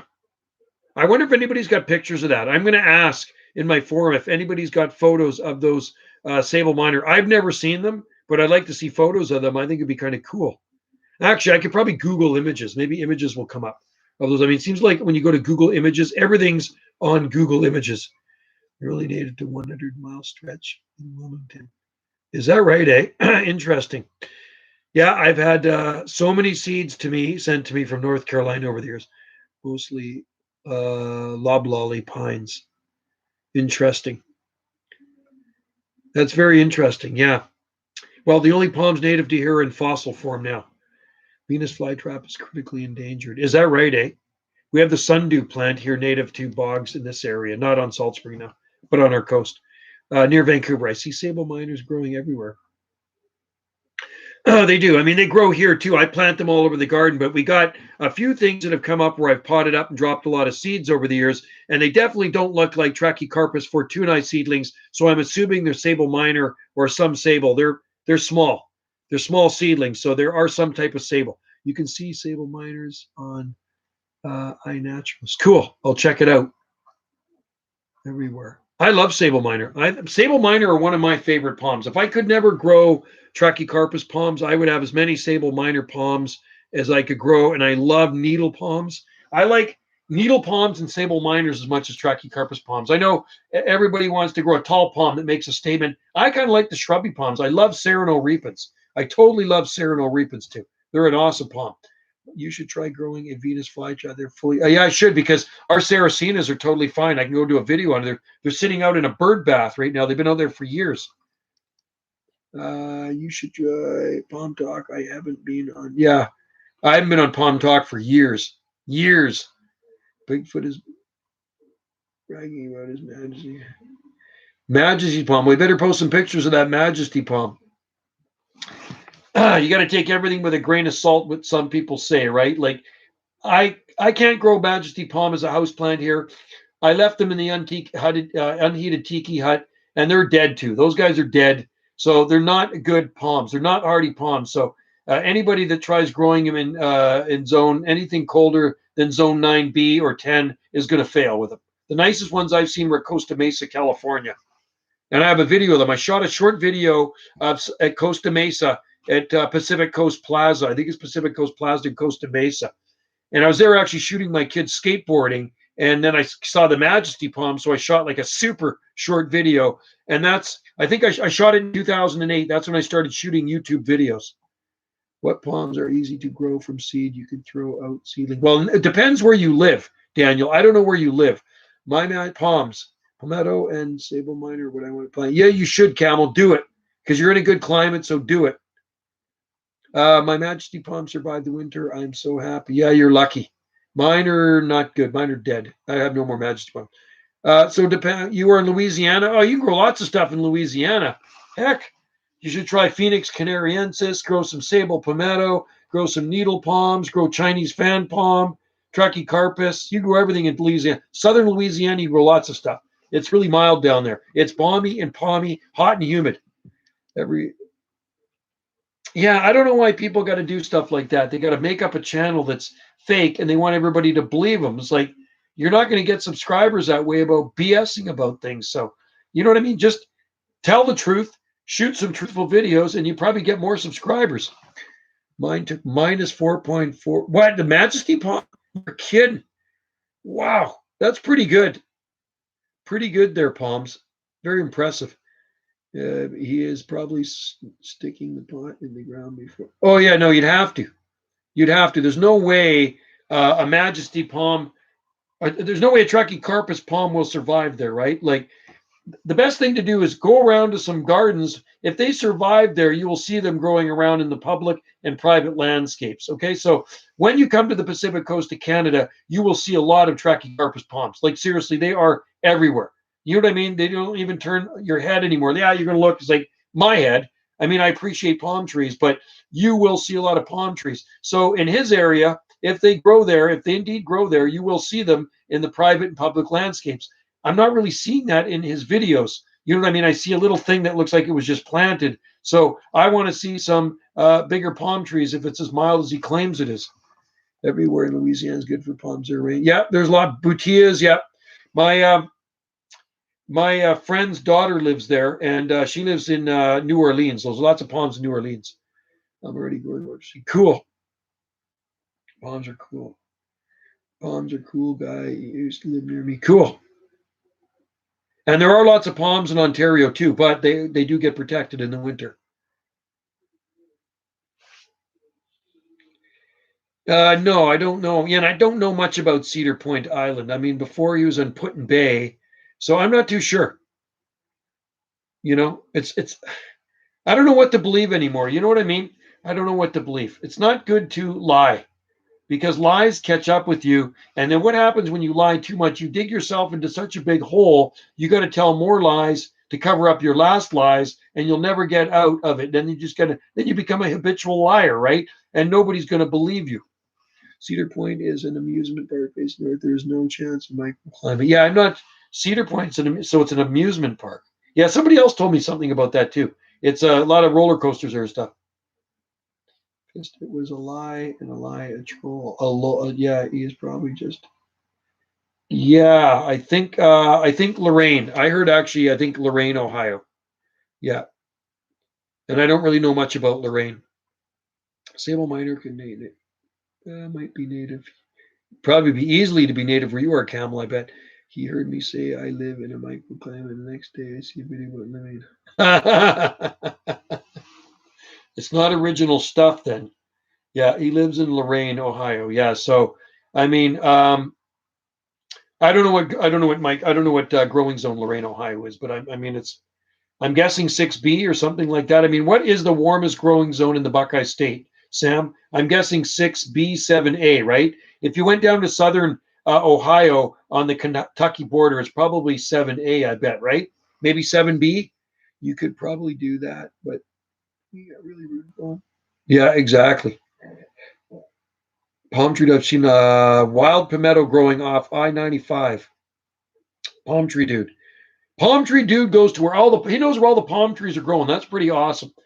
Well, if you ever visit Salt Spring Island, I can show you where all the palm trees are growing. There's lots of palm trees on Salt Spring Island. So there's more than what you see in town. There's lots in private gardens. Bigfoot is using my method of growing non-hardy palms I have. Well, I mean, yeah, I could put a Majesty palm in the ground too and sink the pot into the ground and tell people it survived the winter. but that ain't gonna. It's not true, and it ain't gonna survive the winter. You know what I mean? I could go out on a mild winter day and and sink that palm tree into the ground and shoot a video of it, and then bring it back in the house and tell you, here's my Majesty palm in the wintertime. But it ain't true, man. It's BSing. If I'm ever in Solo, definitely. Yeah, for sure. Yeah, well, one day things will open up. I think our B&Bs are going to be really busy this year, but it's going to be more like local people. Okay, cool. I have a video showing how to do it. Right on. Gotta like that. Like YouTube, eh? Don't you just love YouTube? I was 6 pimentos and that's cool, Camel.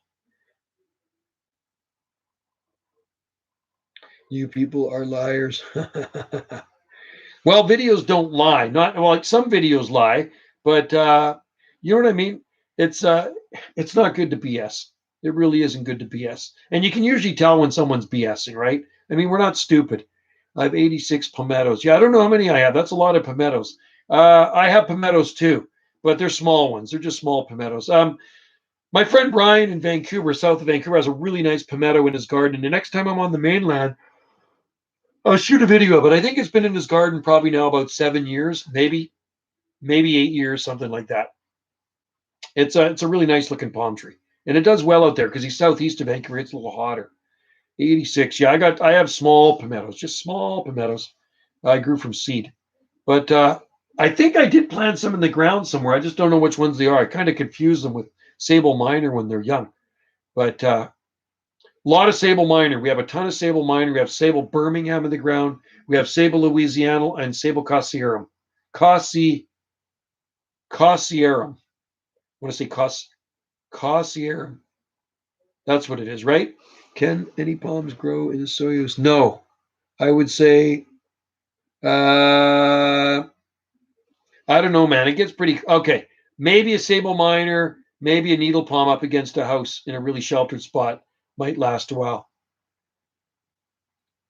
Do they grow faster than sable minor? What, Birmingham? I find no. Birmingham's slow. How about the clown commenting on your videos? I know that. You know what, Palmy Pal? First thing I did, I went to his channel and I looked at it. Okay, the guy's got a new channel, right? Pretty sure it's a new channel. There's no content on it. It's obviously not his avatar, right? So now I know he's a troll, so I blocked him. I just can't stand trolls, man. He's a total troll, and maybe it is who we think it is, right? You know what I mean? So there you go. They're all dead. I dug up a seedling from the woods and threw it in a cup with normal soil. That's right. Oh, cool. Right on. Well, Daniel, if you're in Louisiana, you're in the Bayou State, plant some palm trees. I'm growing. I believe it's Sandor. I think I've seen videos of it.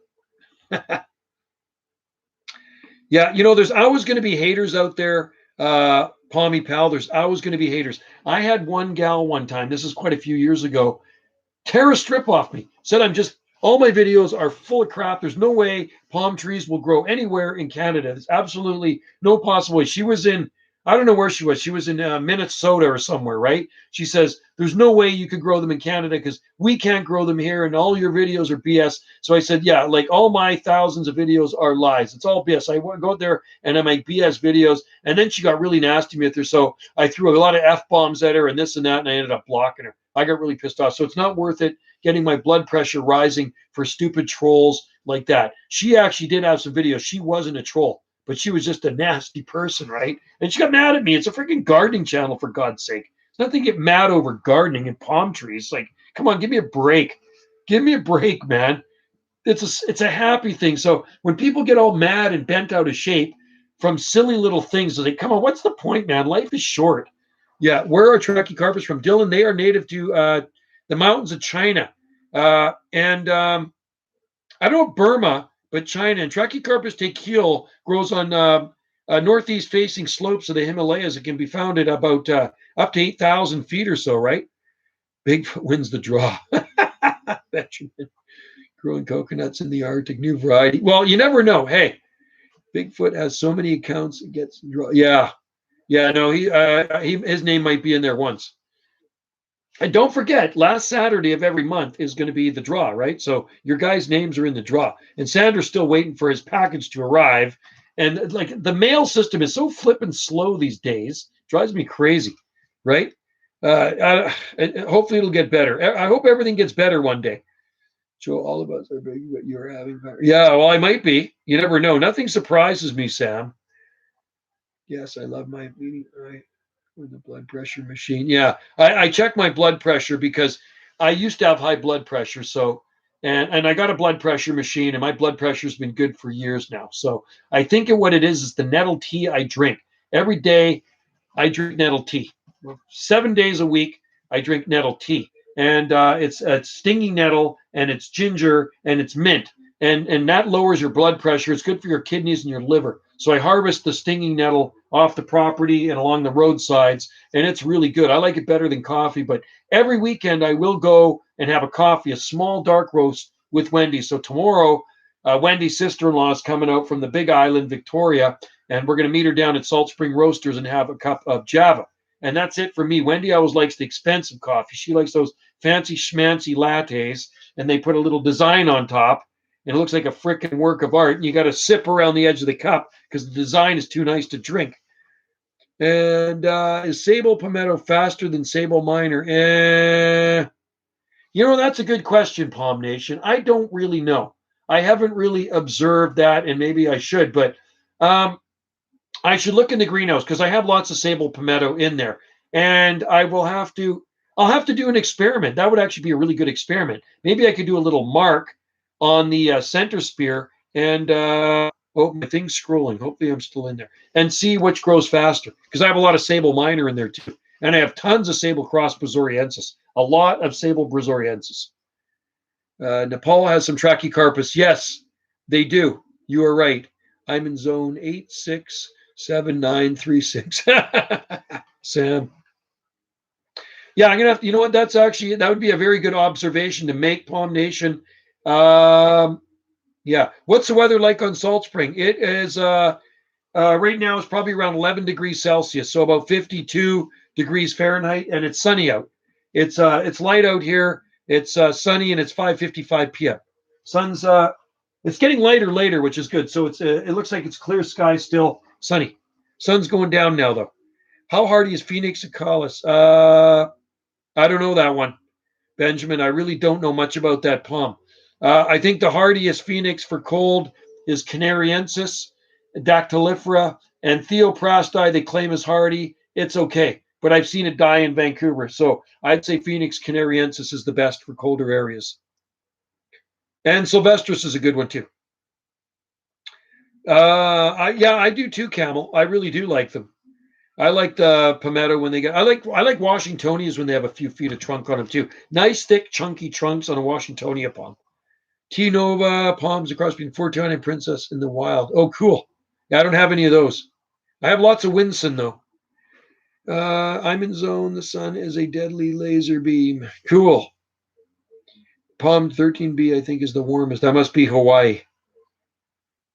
Palm Nation, I expected very early. They must be from the foothills. Made a video on my pig meat. Oh, cool. Yeah, they don't work here very good. Pig meat. Phoenix Robelini are not hardy here. 30 Celsius today. Holy cow. You're not been. I had them before. Okay, you do.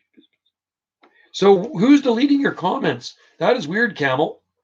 I'm not seeing any comments being deleted here. I think the beaches of Puerto Rico. I got a good friend that lives in Puerto Rico.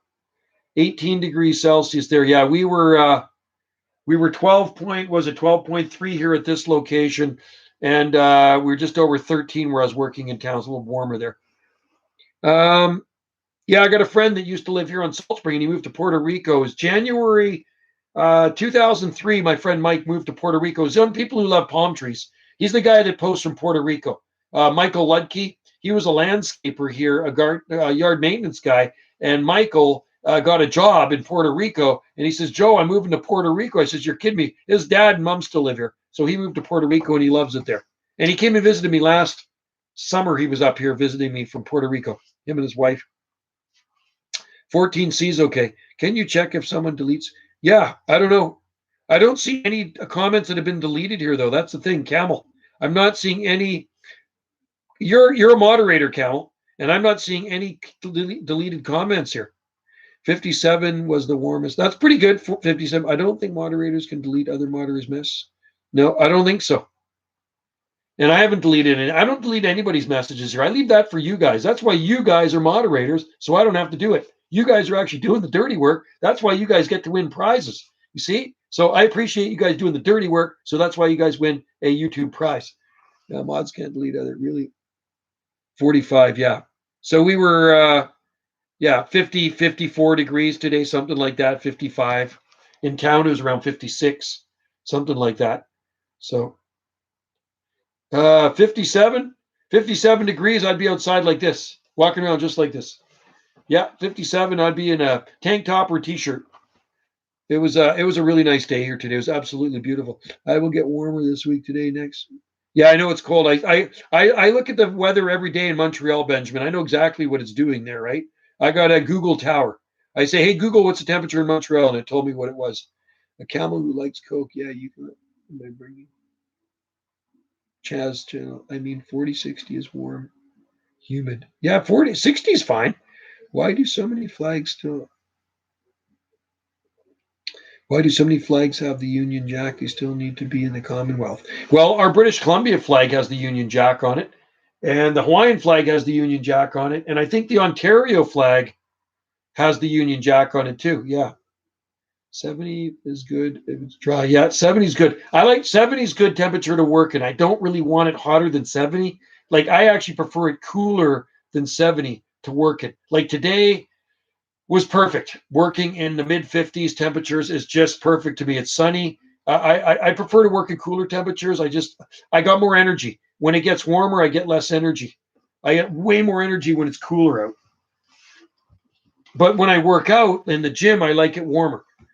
75 super sunny with deep blue sky. Yeah, that's a good temperature. That's basically like our summers here, 75 degrees and sunny, lots of sunshine and dry and warm and low humidity. That's basically our summer. The daytime temps around 75 and nighttime temps can be in the 50s, upper 50s, and sometimes around 60. That's what our temperatures are like here in the summertime. So to me, that's good because I work outside and I like that. And the guys I work with are the same way when you work outside. America Palmy, camel who likes Coke. I switch back and then delete this comment. You should see. America Palmy, a camel who likes Coke. I'll switch back, then delete this comment, and you should see the thing that shows that I deleted the comment. All right. And off. I will be in live. Okay. Yeah, I could do one tomorrow, Palmy Pal. Might be on Jungle Joe C. It could be on Wendy's channel too. So thanks for coming in there, Palmy Pal. Yes, I'll have to check out your video, buddy. And have a good night, my friend. Then one summer, it's 90s. Yeah, toasty every day. Yeah, not us. We're not 90s every day. Yeah, there are places on Salt Spring that are into the 90s, but it's not at this end of the island. If I had to move to anywhere in the U.S., yeah, St. George, Utah. You know, St. George, Utah, I got some Camarops palms I grew from St. George, Utah, the seed. And I have some out in the garden. They're doing just absolutely beautiful. And I got some in the greenhouse. A friend of mine went there and he brought me some seed back from St. George. And they're actually looking really nice. Yeah, I saw that. You deleted it. Yeah. It's rarely or ever 90 without humidity. Yeah, like we don't get humidity is pretty rare here in the summer. Have a great night, Palmy Pal. Yeah, super humid. Yeah, you'd get that in the deep south. So, I think last summer we maybe had a couple of humid days, maybe 2, 3, maybe all summer long, because I remember one day I was working out there. It was like, I was working with Buddy there, one of the work guys, and I says, man, it's feeling kind of tacky. He says, yeah, it's kind of humid out here. And we were kind of complaining about it, right? And you know what? It probably wasn't that humid, but for us, it was humid. And it's weird being on an island. You think we would be humid, but we're not humid in the summertime. It's very dry. Our winters are humid because we get rain. That's when we get humidity. It's 20 in summer and 90 above. Wow. 10% humidity. That's low humidity is awesome. I have a screenshot of the forecast last year. Every day was 96 and lows. Yeah, that's hotter than Hawaii, man. Way hotter than Hawaii. America Palmy Jack House brand new and only making poppers. Oh, cool. Cool. Czech. My good friend was from Czech Republic, and he grew palm trees here. And we were friends forever. He passed away about 6 years ago now, I think. That's where I got my Mike Camaraderia microspadex from and a lot of nice plants. His wife gave to me. So my buddy Vlad, and it's hard to pronounce his last name, but he was born in the Czech Republic, and he moved to Canada years ago. But yeah, he's got a really nice exotic garden here. Can't claim my average high last July was 89.5. Wow, toasty, Sam, toasty. Yep, been there lots of times, Benjamin. I know the Banana Belt very well. Coos Bay South, going to Reedsport. There's even lots of cool stuff in Florence, Oregon, too. But I've been to the Oregon coast a lot of times. Brookings, you'll like the best. Brookings, Oregon, and Gold Beach. But I like Brookings the best. But there's massive date palms in Gold Beach. That's where you start to see big date palms, as in Gold Beach, Oregon, about 27 miles north of Brookings. Once you get into Brookings, it truly is the banana belt of the Pacific Northwest. It is crazy full of palm trees and exotica. See now you have a new Shakespeare now, because I know.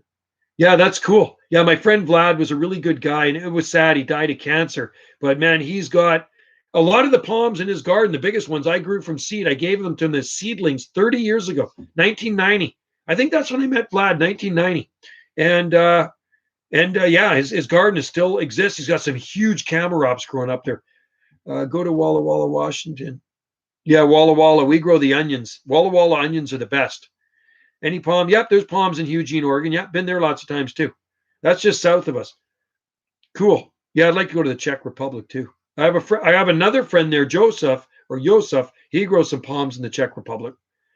I'm from Egypt, of course. I can handle. Yeah, you can handle the heat, Camel. You like the hot and dry. Here the low. The low here last night was. I'll tell you what our low temperature was last night. I wrote it down. Our low temperature was 6.9 degrees Celsius. So the low temperature last night was about 44 degrees Fahrenheit. You know, the Phoenix had the coldest day ever recorded in the winter with a high of that. Yeah, it can get cold there. Hey, Joe. Hey, I was wondering, do you know anything about wetsuits? No, I don't, John. I've never worn one in my life. I've only scuba dived once. It was in Hawaii. I didn't need a wetsuit, but yeah. Okay, so Palm Nation. Josef Butko is my good friend that died. My Czech friend that died was good friends with Josef. And when my friend Vlad went to Czech Republic, he would always visit Josef. So Josef and Vlad were good friends, and Vlad was here on Spring Island. So there you go. That's the connection right there. And Josef grows some pretty cool plants. He's got Jubaea, some nice cycads, nice yuccas. He's got lots of yuccas in his garden. So Josef is a good friend with my late friend Vlad. And when Vlad would go there, he'd take lots of pictures of Josef's yard, post them, and show me pictures of Josef. So yeah, Josef, I haven't seen him post for a while though. Coos Bay, I consider part of the banana belt. Yeah, it is mild. I've got lots of pictures of Coos Bay. There's lots of palm trees in Coos Bay. There are Washingtonias in Medford, and I've stayed in Medford before. There's yeah, it's too bad, John. He was 69 years old. And you know what he was? He was a long distance runner, man. And he'd come to my place every week. He was over at my place, and he's in the Palm Society. Vlad was, and I got him to join the Palm Society years ago. And he'd come to my place every week. Josef, last name is pronounced Buko. Okay, so I'm going to try to write Vlad's last name, and maybe you can pronounce it. Vlad Palm. It's weird. Palm, Pmdizl. I think it's really weird how it's pronounced. It's his name is Vlad Palm.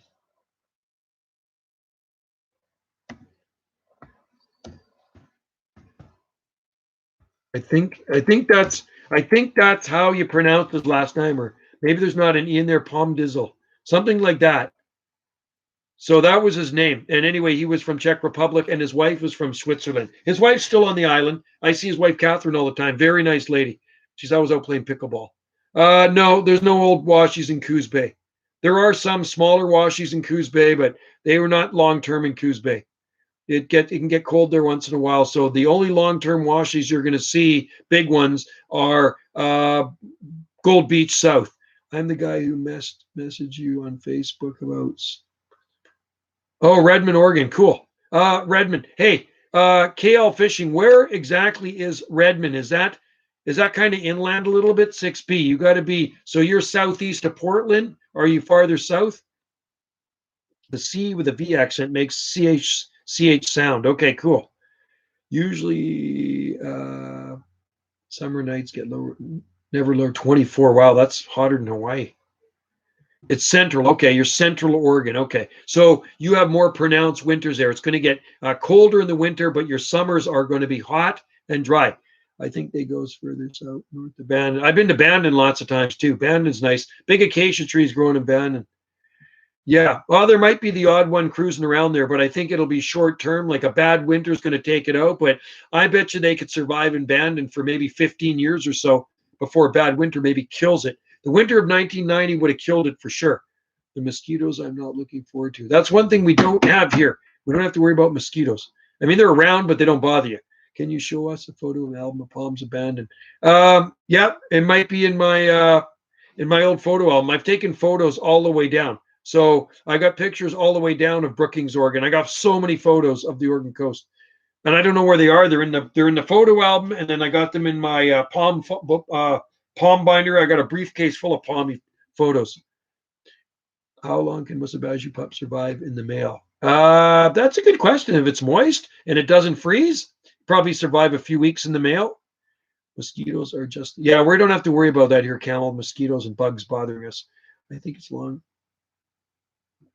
Bandon is close to Gold Beach, but you have to look at the all-time lows. So in December 1990, it got down to 13 degrees Fahrenheit in Gold Beach, and it completely defoliated the big date palms there.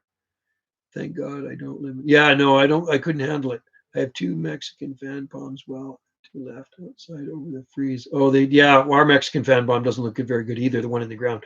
Got any new introduced palm species? The latest one, Hamish, I planted was Trithronyx campestris. So I believe it's a Trithronyx. So that was the latest palm that I planted in our garden about a week ago. What is a bonsai palm? A cabinet? No. A bonsai palm is something, a plant that means small. That's what a bonsai palm is. It's something that stays small. They keep it in a small pot, and it's made to look mature, but it stays small. So that's what a bonsai plant is. That's interesting, the name. I never thought, but it's pronounced palmad. Oh, that's it. Palmadiazol. And it's spelled correct. Okay, there you go. So that was Vlad's last name. So his Palmadiazol. I never knew how to pronounce his name. In the 30 years I knew the guy. But his wife's name is Catherine Palmadiazol. And she lives at the house where he was. He's passed away. So she has the tropical garden around, the exotic garden around her. Do you know of any companies online that ship 1 to 2 foot palms? Chili palms. Try chili palms. I think they're in the East Coast. Chili palms. Chili Palm Co. Or Palm Talk Selling Forum. Yeah, there you go, Palm Tree Dude. Or even on my forum if you want. I mean, if you want to sell something, you're more than welcome to sell something on my forums too. Or Pink Bananas Hardy in Zone 8B. Velutina, well, Austin Levenstein grows them down in Arkansas. He's got some beautiful ones growing there. I'm sure this past winter they froze down, but I'm sure they'll come back up. Yeah, check it out. Yeah. So there's lots of places on the internet where you can actually buy plants, whether they're going to ship them across the border or not. So easier to get them in the States, right? And most of our nurseries bring in palms and stuff like that too. But yeah, there's going to be a lot better selection if you're at a southern nursery. You go to a Southern California nursery or South Carolina or Florida, you're going to see needle palms. You're going to see Serrano repens. You're going to see everything you want to have in your garden. And ice cream bananas. Okay, Palm Tree Dude, that's cool. Yeah. Our bananas produce fruit, but I don't like we have bajus, and I don't want them to produce fruit because when they produce fruit, that's the end of them. So you can grow Musa baju, or you can grow Musa acuminata too. If you live in a warm climate, try Musa acuminata. I think I'm going to go soon because I got to eat dinner. I'm starting to get really hungry. So I had such good Chinese food leftovers for lunch, and I'm kind of dying for Chinese food again. I don't know what Wendy's making for dinner. I might have to fend for myself tonight, or maybe I'll just have to go out for dinner. Maybe that's what I do. Maybe I'll just sneak out and I'll go for dinner, and I can bring her home dinner. Palm Tree Dude. Camel, you're in zone. Are you 9 again? What zone are you? Are you in 8B9? What's the baju? The Czech Republic has a lot of German last names. The neighbors, my grandpa Rudolph's, my grandpa's last name. Cool. Oh, Hauser. I know a Hauser here on our island too. Oh, you're an 8A, okay, but a southern 8A. So it's a warm southern 8A. Yeah, there are other Czech people on Salt Spring Island too. One of my realtor friends, Tom. Oh God, what's his last name? I'm trying to think of his last name now. My mind's a blank. And he's from Czech Republic as well. Really, one of the real estate dudes. Zero F was recorded in Coos Bay, and yeah, I don't know about that's pretty cold. Zero F. It's never been zero F here, so that's enough to kill a Washingtonia, Benjamin. Yeah, I'll tell you how cold it's been in Brookings. 18. The coldest temperature ever recorded in Brookings, Oregon, was 18 degrees. That happened in 1971. 71 or 7. I have the weather records. 71 or 72. Bandon is a nice town. You know, Bandon was the only town on the Oregon coast that I noticed arbutus trees were growing. I noticed Pacific Madrona trees growing in Bandon, Oregon. Yeah, Coos Bay, Oregon. It's a very mild area. I mean, the Oregon coast is a very mild area. I'm surprised it actually got to 0 degrees Fahrenheit there. And I'm guessing that must have been, I don't know if it was a long time ago or maybe it was in the 1990 freeze. Maybe it was the December 1990 freeze. But wow, crazy. That's pretty cold for Bandon. Yeah. Are you guys? I want to go down to the Oregon coast again. When the borders open up, I want to go down to the Oregon coast and shoot some videos.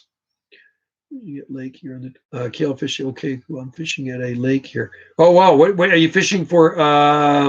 Are you fishing for trout? I guess there's a lot of trout in our lake here. Kale fishing. We have 11 lakes on Salt Spring Island. Lots of fish in them. Need to plant. Oh, it'll work there. It'll definitely work there. Kencha palm will work in Brookings.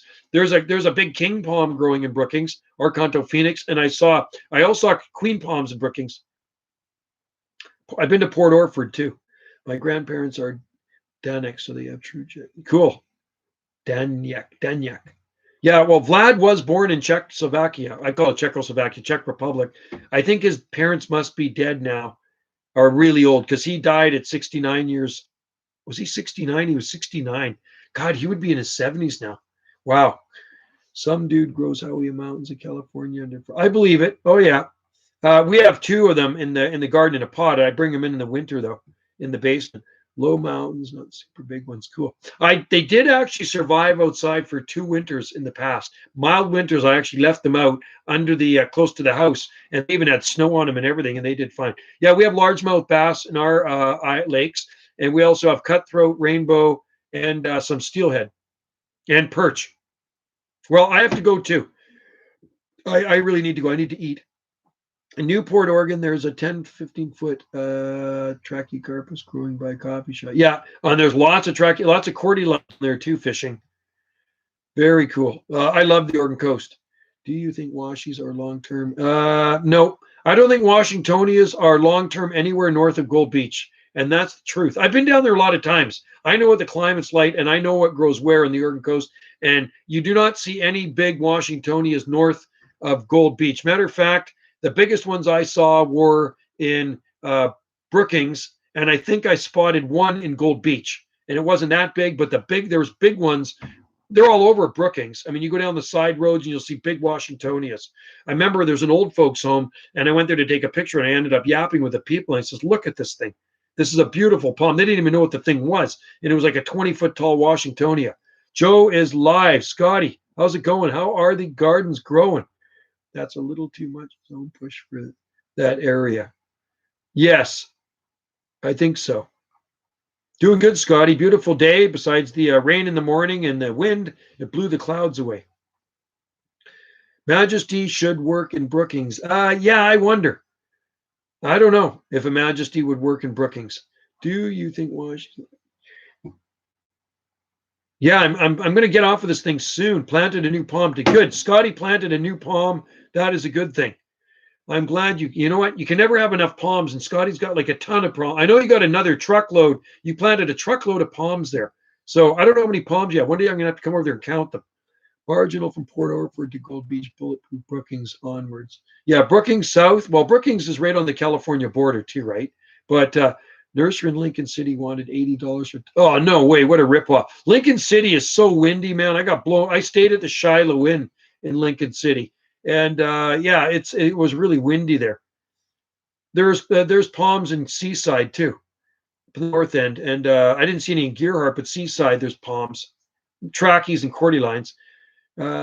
Kings are cold hardy. They can tolerate. Yeah, so they are growing in Brookings. There's one. So I didn't take a picture of it, but somebody posted a picture of a king palm, Arcanto Phoenix Cunninghamiana. They're from Australia, growing in Brookings, Oregon. And like I said, there are Norfolk Island pines growing there too, because I've seen them. I've seen Tibouchina growing there. I've seen citrus growing there with citrus on them. Actually, at Azalea Park, I think there's queen palms there. Pretty sure I saw one there, but I saw some growing in front of a private residence. I have a king palm here in Virginia under a tarp. Wow, that's cool. Yeah, good for you. Yeah, they'll never work here. I had one time, a smaller one, but dead in the wintertime. I think I'll go to 2 hours, and then I'm going to go get some dinner because I am starving. My stomach is telling me that it's time to eat. It even took a frost. Yeah, I'm not too sure how cold hardy a king palm is. Let's just see. We'll go to the old trusty Western Garden Encyclopedia. Date palms along to a record low. Are date palms along? No, no, they wouldn't be. I've never seen any date palms in Port Orford. Honestly, to tell you the truth, never seen a date palm in Port Orford. And trust me, Benjamin, I've been to the Oregon coast a lot of times.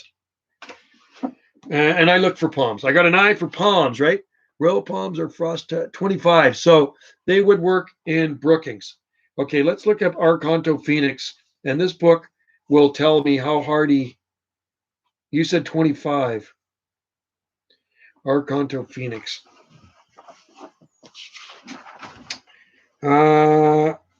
S. Sorry, guys, bear with me.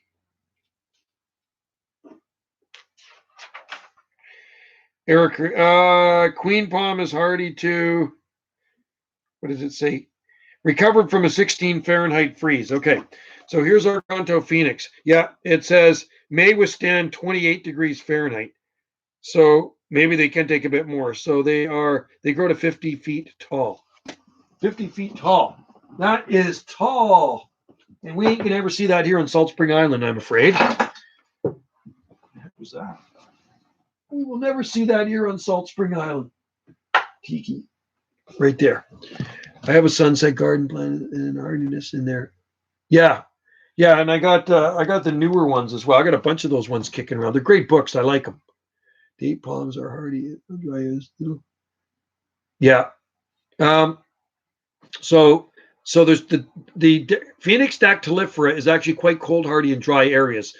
Phoenix canariensis can actually take way more moisture, believe it or not, Camel. So a Canary Island date palm grows on the Oregon coast, and they get about 80 inches of rain or more annually, right? And yeah, the landscaping book, you know what? I think I might have that too. I got a lot of books, and I believe I do have the Western landscaping book too. Western Garden, I got a bunch of them here. They're good. I'll tell you a really good book to get.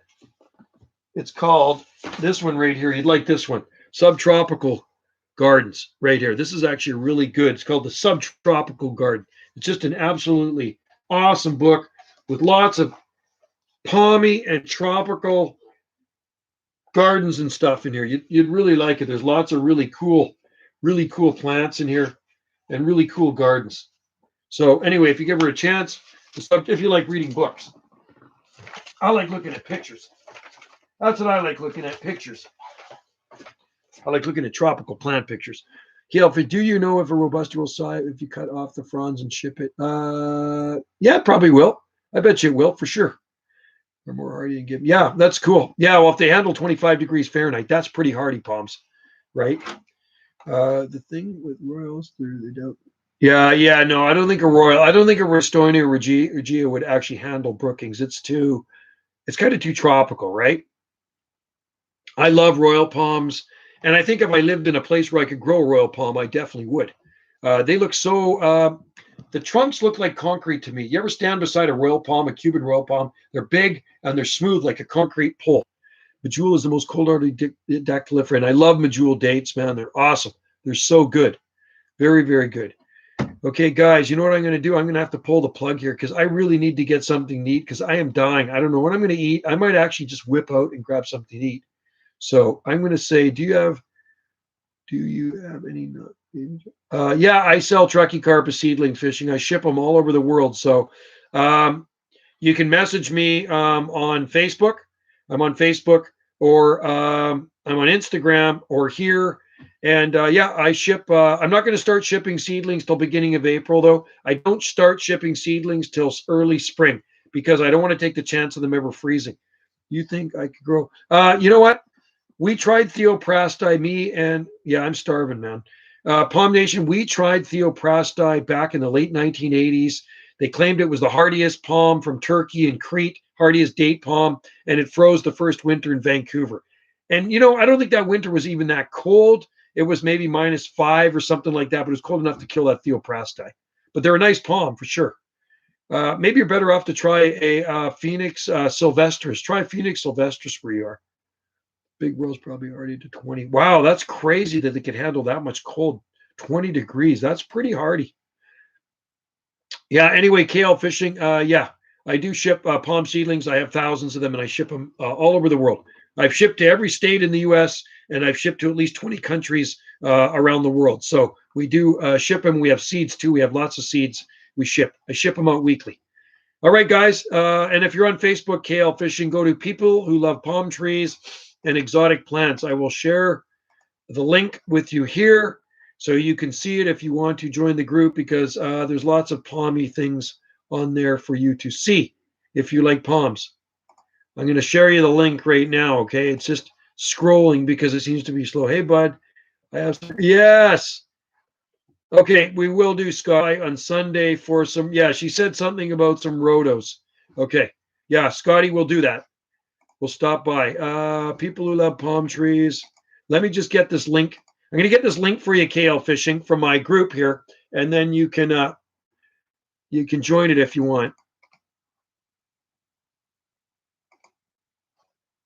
I think this is the link to it here. Seems to be slow. I think that's the group right there. There's the link. Try that. What happened? Oh, the mystery palm. I'm not unveiling the mystery palm till the 17th of. You had never heard palms? I'm not unveiling the mystery palm until the 17th of March. So you can see if it's alive or dead. Okay, Scotty, we will see you Sunday. I'm already. Oh, you're already in a kale fishing. Okay, so I'm easy to get a hold of. You know how to find me. Just private message me. All right. And hello, Bastar. Good to see you in there. I'm ready actually to leave soon, Bastar. You came in just as I'm leaving. I've been doing a 2-hour live stream here, and you know what? I'm so hungry. I need to go get something to eat. I do.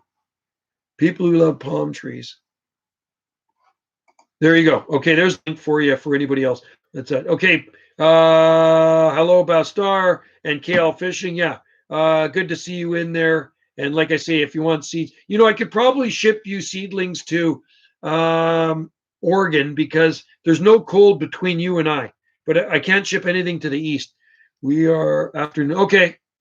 Okay, cool. Well, it'll be afternoon then. Okay, thanks, Scotty. Yeah, Wendy said something about you're on the mainland. Okay, cool. Yeah, I'll do another live stream tomorrow, Bastar. All right. So anyway, you guys ready for the daylights? Yeah, I think we, there's gravel trucking. Mike's in there. So you guys, gravel trucking's been a long time viewer here since right from the very beginning, since I ever started my YouTube channel. And gravel trucking lives up. I call it on the Sunshine Coast. Just joke, hey, gravel trucking. You class that as a Sunshine Coast, right? I think it is. It's still classed as a Sunshine Coast. And there's James Palms. Everybody's coming in as I'm leaving.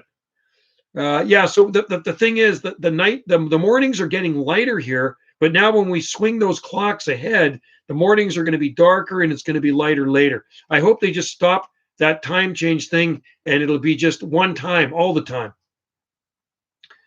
Banana juice plant washies in a brick wall full and give them. Yeah, well, there are some washies around here, but they're definitely short term. And James has a nice one in his garden in Ontario. Yes, gravel trucking is on the Sunshine Coast. So Wendy's mom and sister also live on the Sunshine Coast. They live at a place called Secret Cove, and it's beautiful. If you've ever come to BC, if you ever visit BC, visit the Sunshine Coast. Yeah, I hope they get rid of. Yeah, I can't stand the time change. It's a pain in the butt. We have a lot of clocks in our house, and you know what? I actually go around hours before the time change. I know you're supposed to change them before you go to bed. I change them like 4 o'clock in the afternoon, just so I don't have to do them all before I go to bed or when I wake up. So, and then I got the one in my truck. I got the ones at work. I mean, there's clocks all over the place, right? It's a pain in the butt. Do you have a designated time? No. I don't have a designated time I stream tomorrow.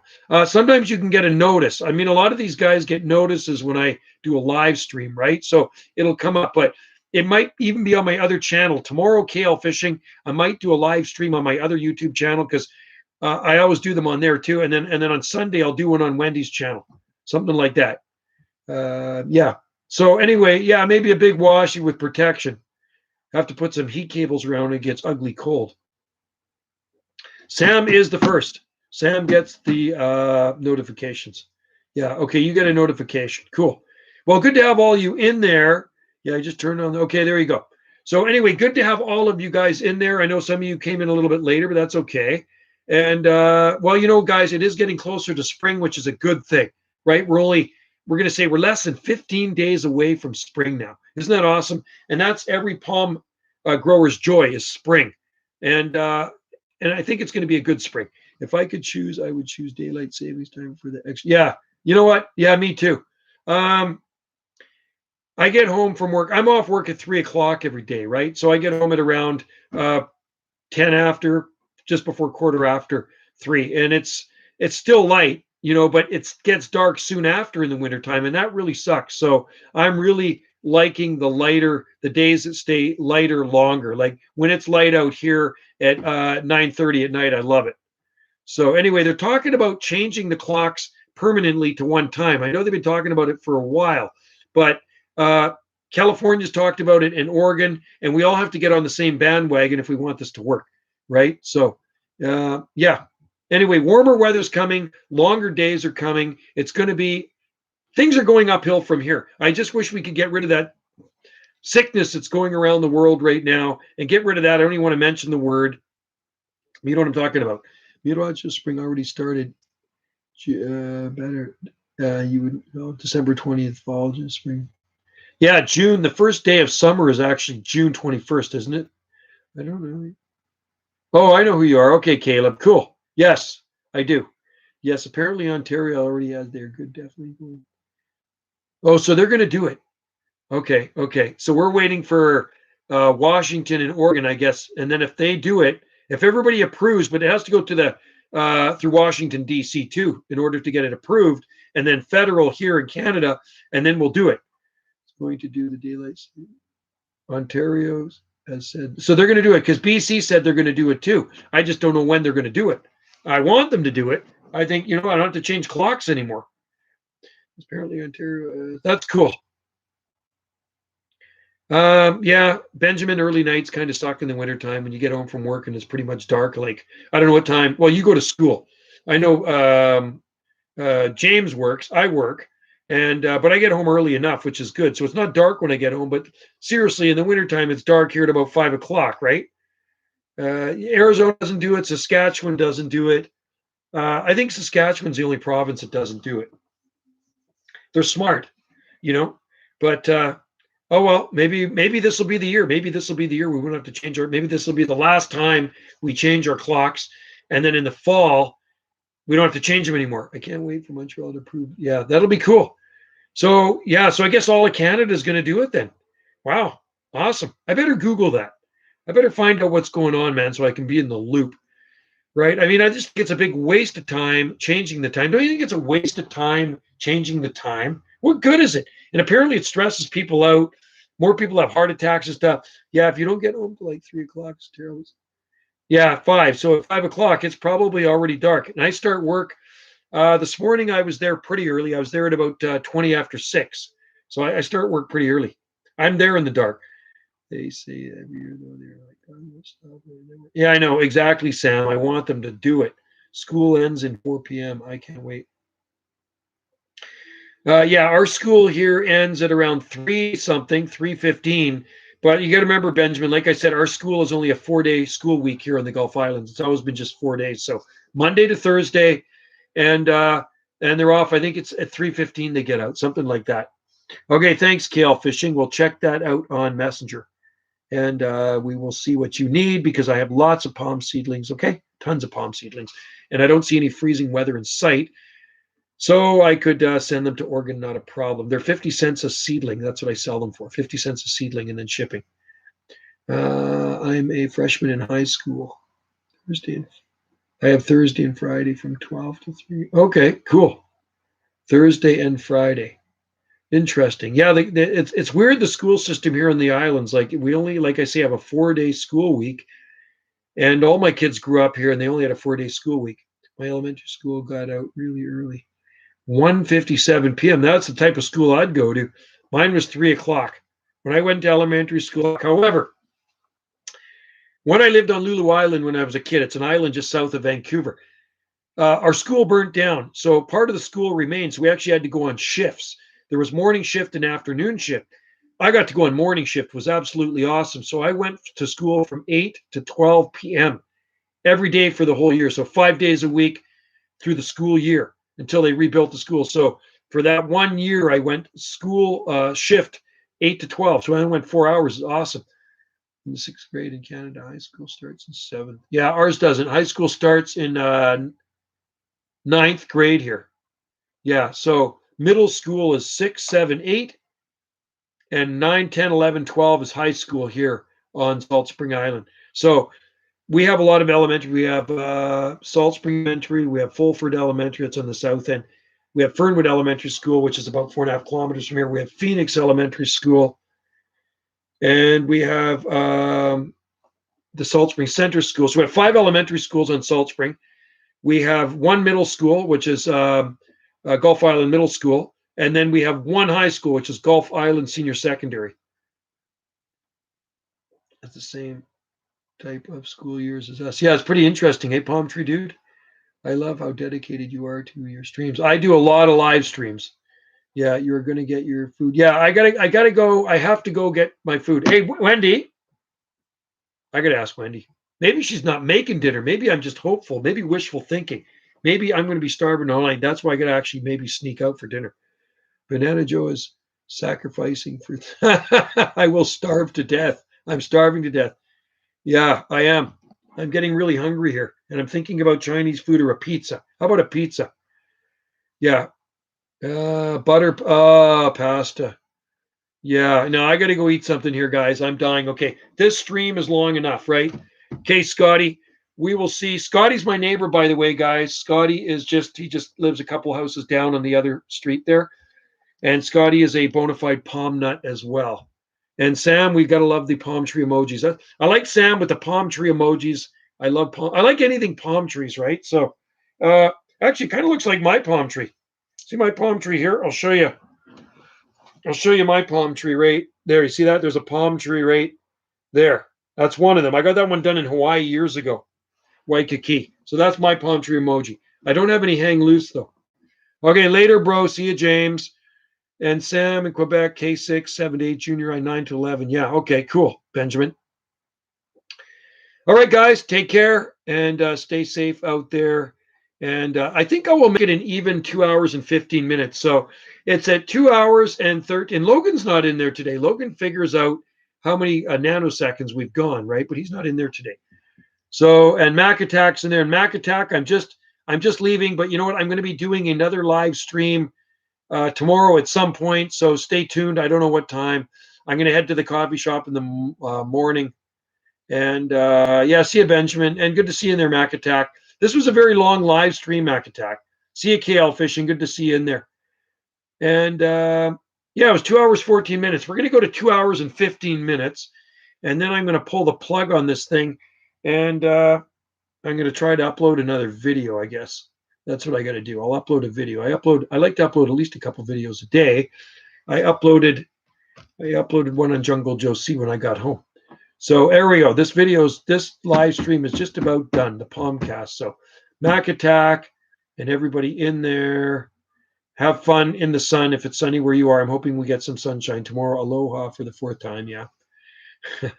I was supposed to leave about a half hour ago, right? Yeah, I don't know. I'm waiting for the guy to message me back, Sam, the global news guy, and then I'll videotape it and I'll put it on my channel. Okay, so I haven't heard. I got to check my emails. I actually didn't check my emails today, so I'm waiting for him to message me back, and we will see. We'll see when it comes on, and then all of you guys will see it too. So hopefully they put it on. All right, Benjamin. Bye bye. It is 2:15, 2 hours 15. See you later. End of stream. Thanks for all joining in, and I'm going to go get something to eat. Bye now.